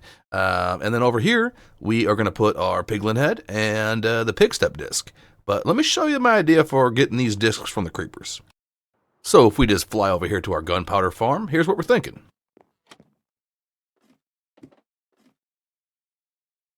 Okay, so if we temporarily take out that lava right there and get a minecart and put a skeleton in it, drop him right here, dig this out to where the creepers can't explode but the skeleton can see us, they should shoot all the creepers and collect all the discs. I don't know if that's going to work, but we're going to find out. Now, if you've been following the series, you know for a fact, by now anyways, that when we make a plan, it works. It always works. Just never the first time and never the way we want it to. Yeah, there's always some shenanigans happening. Like right here, these dudes do not want to get in the minecart. They would rather just go swimming, and it's really annoying. But it is what it is, and we decide, hey, we're giving up on that, and we're just going to make a box. Yeah, just enclose them in. That way, if a skeleton does spawn in there, well, it's only got one way out, and, well, it works out.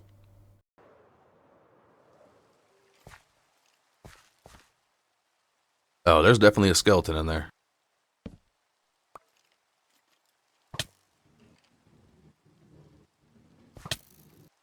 Alright, now we just need to get him in there. We get a name tag whipped up for our skelly friend, and we run over and we slap it right on his face. And then we start getting our actual area where we're going to be farming these discs. Yeah, it's real fun being in a small area with 10 creepers a couple blocks away, all of which that can one-shot me. Alright, well, that's scary, but it should work. It should work.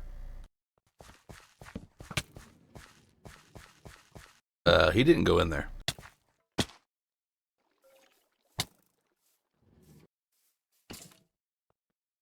Alright, now let's see if this actually works.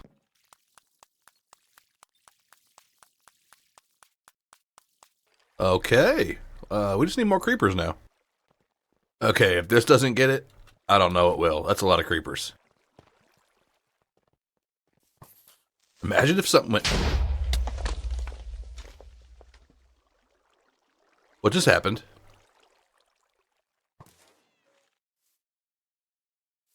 What? Why did that guy blow up? Here come the shenanigans.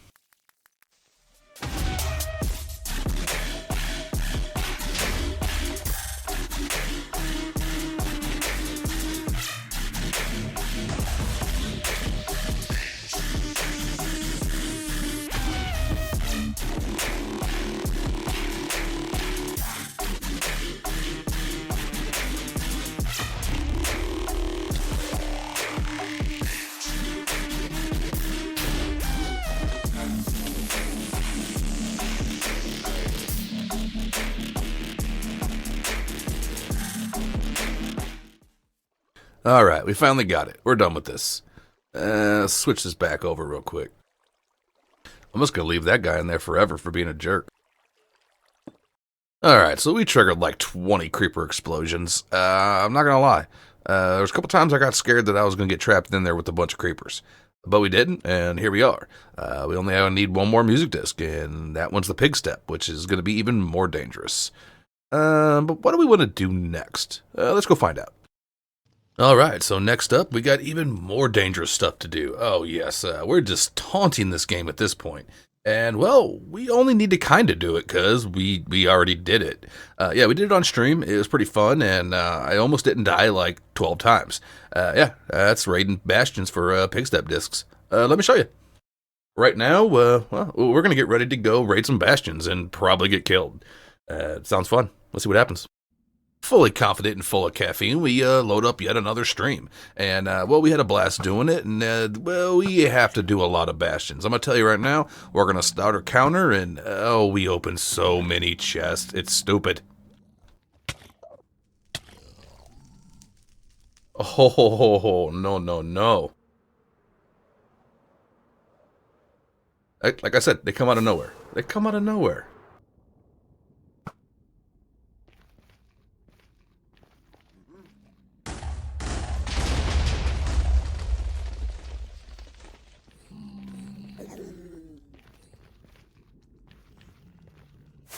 Oh, I made the piglins mad. That was not a good idea. So we get to doing the first of many, many bastions. This takes forever, and we had a couple technical issues. One, people's usernames for some reason were not coming through. I think I fixed that, but I'm not sure yet. And two, my voice was not syncing up with my video in my camera. We'll deal with that later. So, yeah, we just get to work and get to rocking and opening many, many chests and fighting many, many really annoying piggies. And, well, we're just going to montage stream this out, and I'll be back in a second.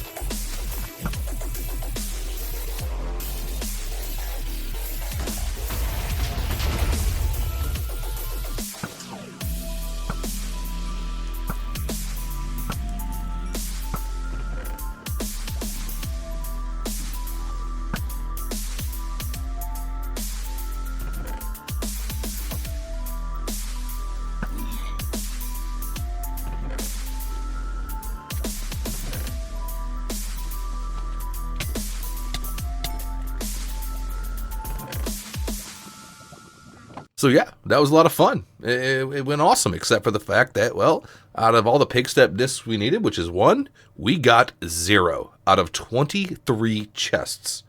So when we log back in later, this is what happens.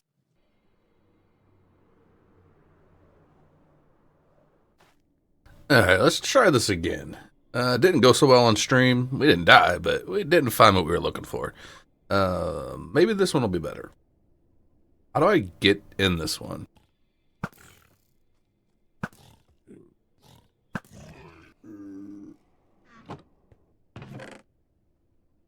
Are you serious? We did 4 bastions on stream. The first one we do off, we get it.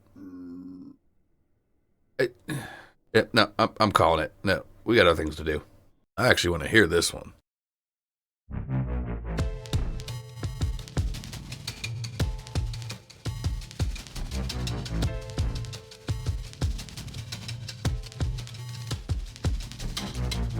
Oh yeah. Oh yeah. Best music disc. Oh yeah. We're going to put that right there for right now, and we're going to go try to get ourselves a Piglin head with a charged creeper. I'm thinking this could actually go pretty well. Why do I feel like I'm about to be made fun of? Now, I would love to make fun of you, but for once you did something fairly competent. Yeah, so we make a portal in the overworld next to our charged creeper, and we make another portal on our nether roof next to our nether hub. And then we need to go get ourselves a little piglin. So we go over by our hoglin farm, and we get a piglin to spawn. We put him in a boat, of course, because we put everything in boats. And we go and release our creeper, and we want to get him through the portal. Now, we definitely don't want to jump through this portal, so we go through our main portal and go ahead and do the safe route, and lure this creeper into the boat with the piglin. And now we just need to make them go ba-boom, ba-boom. And, well, this is always scary. I know the shield's going to protect me, but it's still scary. We've been working on this museum for a long, long time. And, oh my gosh, it feels so good to finally put the last piece in it. Now, with that piggy head, it means we have collected every collectible in the game. Every music disc, every mob head, every armor trim, every shirt, everything. Like, literally, everything. I can't think of anything else that's rare. You know what? It's time to shut up and go build stuff. Let's do that. Oh, he's standing up. Is he going to go for his favorite bush? Yeah, there he goes. Spin away, buddy. Spin away. We got to go finish up an end island. This is going to take forever. Now, the last time we were here finishing up our terraforming, we were using TNT. We're going to take a more graceful approach this time. Nah, I'm kidding. We're going to blow it up. And that's exactly what we do. We get to blowing it up. And, well, it really is the best choice in this situation. Endstone does not insta-mine. I don't know why it doesn't. It should. Oh, it's so ugly, and it's just not worth the effort. And every time we set up one of these explosions, a bunch of Endermen are like, dude, what's wrong with you? And I'm like, I don't know. You got next to my explosion. This is your fault. But they didn't see it that way. We had creative differences. Whatever. But yeah, so we just want to clear out this last little section. This is the last bit of actual terraforming, at least the big part of it anyways. The rest of it is going to be actually building the corruption and the tentacles around the side. And I'm so excited to get this done because I have been working on this for so long. My mind literally turned to jello. Like, I'd rather go drain an ocean monument. I'm just saying right now, I'd rather go drain 2 ocean monuments than do this again. But you know what? At some point, I probably will do it again. I'm just saying that's facts. Anyways, I would hate to put more music on and rock this out, but that's what we're gonna do because we still have a lot more to do, and well, I don't have so much stuff to say. Yeah, see you in a minute.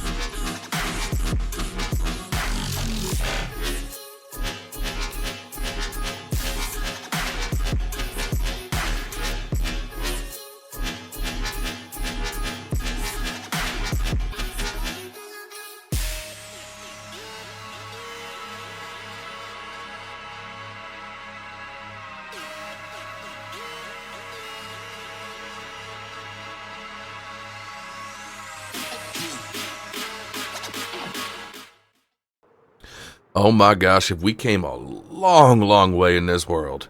Oh, I love it. And, well, this end project's done. I'm happy with everything. There's nothing in here that I don't like. If I do this again at some point, I'm probably either just going to use withers or TNT dupers just to destroy the island. Yeah, that's probably the way I'll do it next time. But anyways, speaking of which, I promised you all something that I would do way back in chapter 4. Let's have a little flashback and I'll show you. And I'm going to be honest with you dudes. Like, I'm going to cheese the Wither. I'm going to cheese him real good. But at some point, I will, and I promise you guys this, I will do an out in the world, open, crazy, blow up my own world fight. But right now, I just need to build, and I need resources. Man, Past Hooligan was such a dork. Ugh. Anyways, he promised we'd go kill a Wither, so let's go fight him out in the open and see if he kills us. Yep, let's do that. Now, we tapped out all our Wither skeleton skulls when we were farming for our beacons. And, well, so we head over to our farm and we immediately get withered. That's not a good sign. But whatever. We get the skulls we need, and then we decide we're going to head back home and just get prepared a little bit. I don't really know how tough this fight's going to be, if I'm being for real. So we make up some regeneration potions and some strength potions. 2 potions that I'd never use, ever. But I figured, why not? I have the stuff to do it. Might be fun. And we grab ourselves an extra totem and our chest plate, and let's get this going. Yeah, we should be fine. Oh yeah, this little volley here, this should do nicely. We waste no time and we get right to it, and let me tell you, everything goes perfect. And if you don't know I'm lying by now, well, that's on you, because you should know that I'm full of crap. Yeah, you should know that. Anyways, so we make a grave mistake. Everything's going really, really cool at the beginning. Like, we're getting him down. We're thinking we're going to get him close to half health. He'll jump to the ground. We'll beat him up. And everything will be cool. But for some reason, we get the bright idea that we want to start flying around trying to fight him like the Ender Dragon. Oh, no, no, no. Is that a bad idea? Because he just keeps going up and up and up and then up some more. Yep. All right, so he is slowly coming back down, and I think probably not the best idea to fly too much because he just keeps going up. It's really annoying.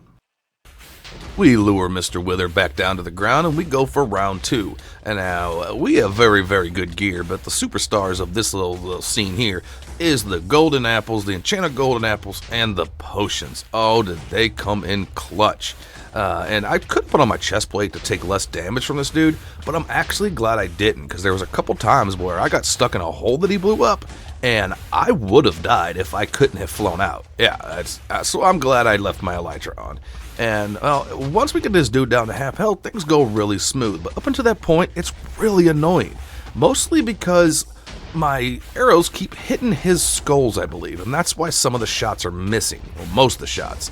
But we get him down to health, and now it's fun times. We pop a strength potion, and we do some serious damage on this dude. Oh my gosh, our strength potion's strong, like ridiculously strong. I think it only takes like 6 hits after he's on the ground, or something like that. Anyways, we did it. That was something. That was something. How much damage did this dude do? Let's see. Oh, yeah, bro did some damage. He did some damage. Well, we survived. We didn't even pop a totem. Yeah, mostly because we had 7 golden apples. Or, I'm sorry, enchanted golden apples. Oh my gosh, are they OP. But yeah, we did it, and I promised I was going to. It took a long time, but I did. We're still not done. We still have a little bit more to do. There's just a random piggy walking through our hamlet. Anyways, no, we're not working on the hamlet. It's perfect just the way it is. But our steampunk city right over there, we do need to finish it up. Let's go rock this out. And that brings us to the deep. We call it our steampunk city. It definitely has a steampunky vibe, but definitely not full steampunk. Because we at this point in our building phases, we were kind of just mashing up a bunch of styles. And, well, it kind of worked. It did kind of work, and I'm cool with it. I thought it actually came out pretty neat, but it's another example of, well, if I could do it over again, I probably would have done it different. I probably would have changed up the colors, the design quite a bit, but we're still proud of it because we did it, and it is what it is. And, well, after we're done with this, almost everything in our entire world that we wanted to finish up will be pretty much finished up. There's a few little details here and there, but I don't know if I really want to deal with them. Why? Because I just don't. I don't like having to redo stuff. Yeah, it's really annoying. But anyways, we're just adding some new buildings. This right here, we're just calling this like, I don't know, like a mess hall, common eating area. You can't really see the decorations too much from in there, but that's what it is. And then right here, we're just making a little awning walkway at the top of the city, and we're gonna turn this into like almost like a little mini dock. Yeah, it actually comes out pretty cool. I just winged it. It's nothing special, and I just kind of threw it together, but it kind of makes sense that it would be here. And this also allowed us to make another pathway up to another little tiny house we'll be doing in just a second. And I always love docks. I don't know if I want to always be next to the water, but I'm thinking more like a river world would be really, really cool one day. Anyways, yeah, so this is that little tiny house that I was talking about whipping up. It's not my best, but it's not my worst. It's a house. Something needed to go there, and that's what went there. Yeah, that's just the truth. And over here, I didn't want any more houses. I just wanted a little storage area and a whole lot of greenery, especially since it's in between the two docks. I just feel like there'll be constant water intrusion. It just makes sense that there'll be a lot of moss there. And we do one more little house, a little 2-story house. And we started using some tuff, and we said, no, that's ugly. It's got to go. And, well, just like that, our city, it's pretty much done. We are officially at 4,001 days. And, well, with these new additions up top, I think I'm calling this, the deep here, I think I'm calling it done. I don't think I want to do anything more to it. Yeah. What now, though? What now? And here we are back at our end island. So 4,000 days. Over 800 hours of gameplay, I think. I'm not really sure. Who knows, including editing. A year of my life, and, well, I've loved every minute of it. So what do we do now? Well, now we start over. That's right, you heard me. It's not the end. This is just the beginning of the next season. Well, my fellow nerds, it's been real. Laters.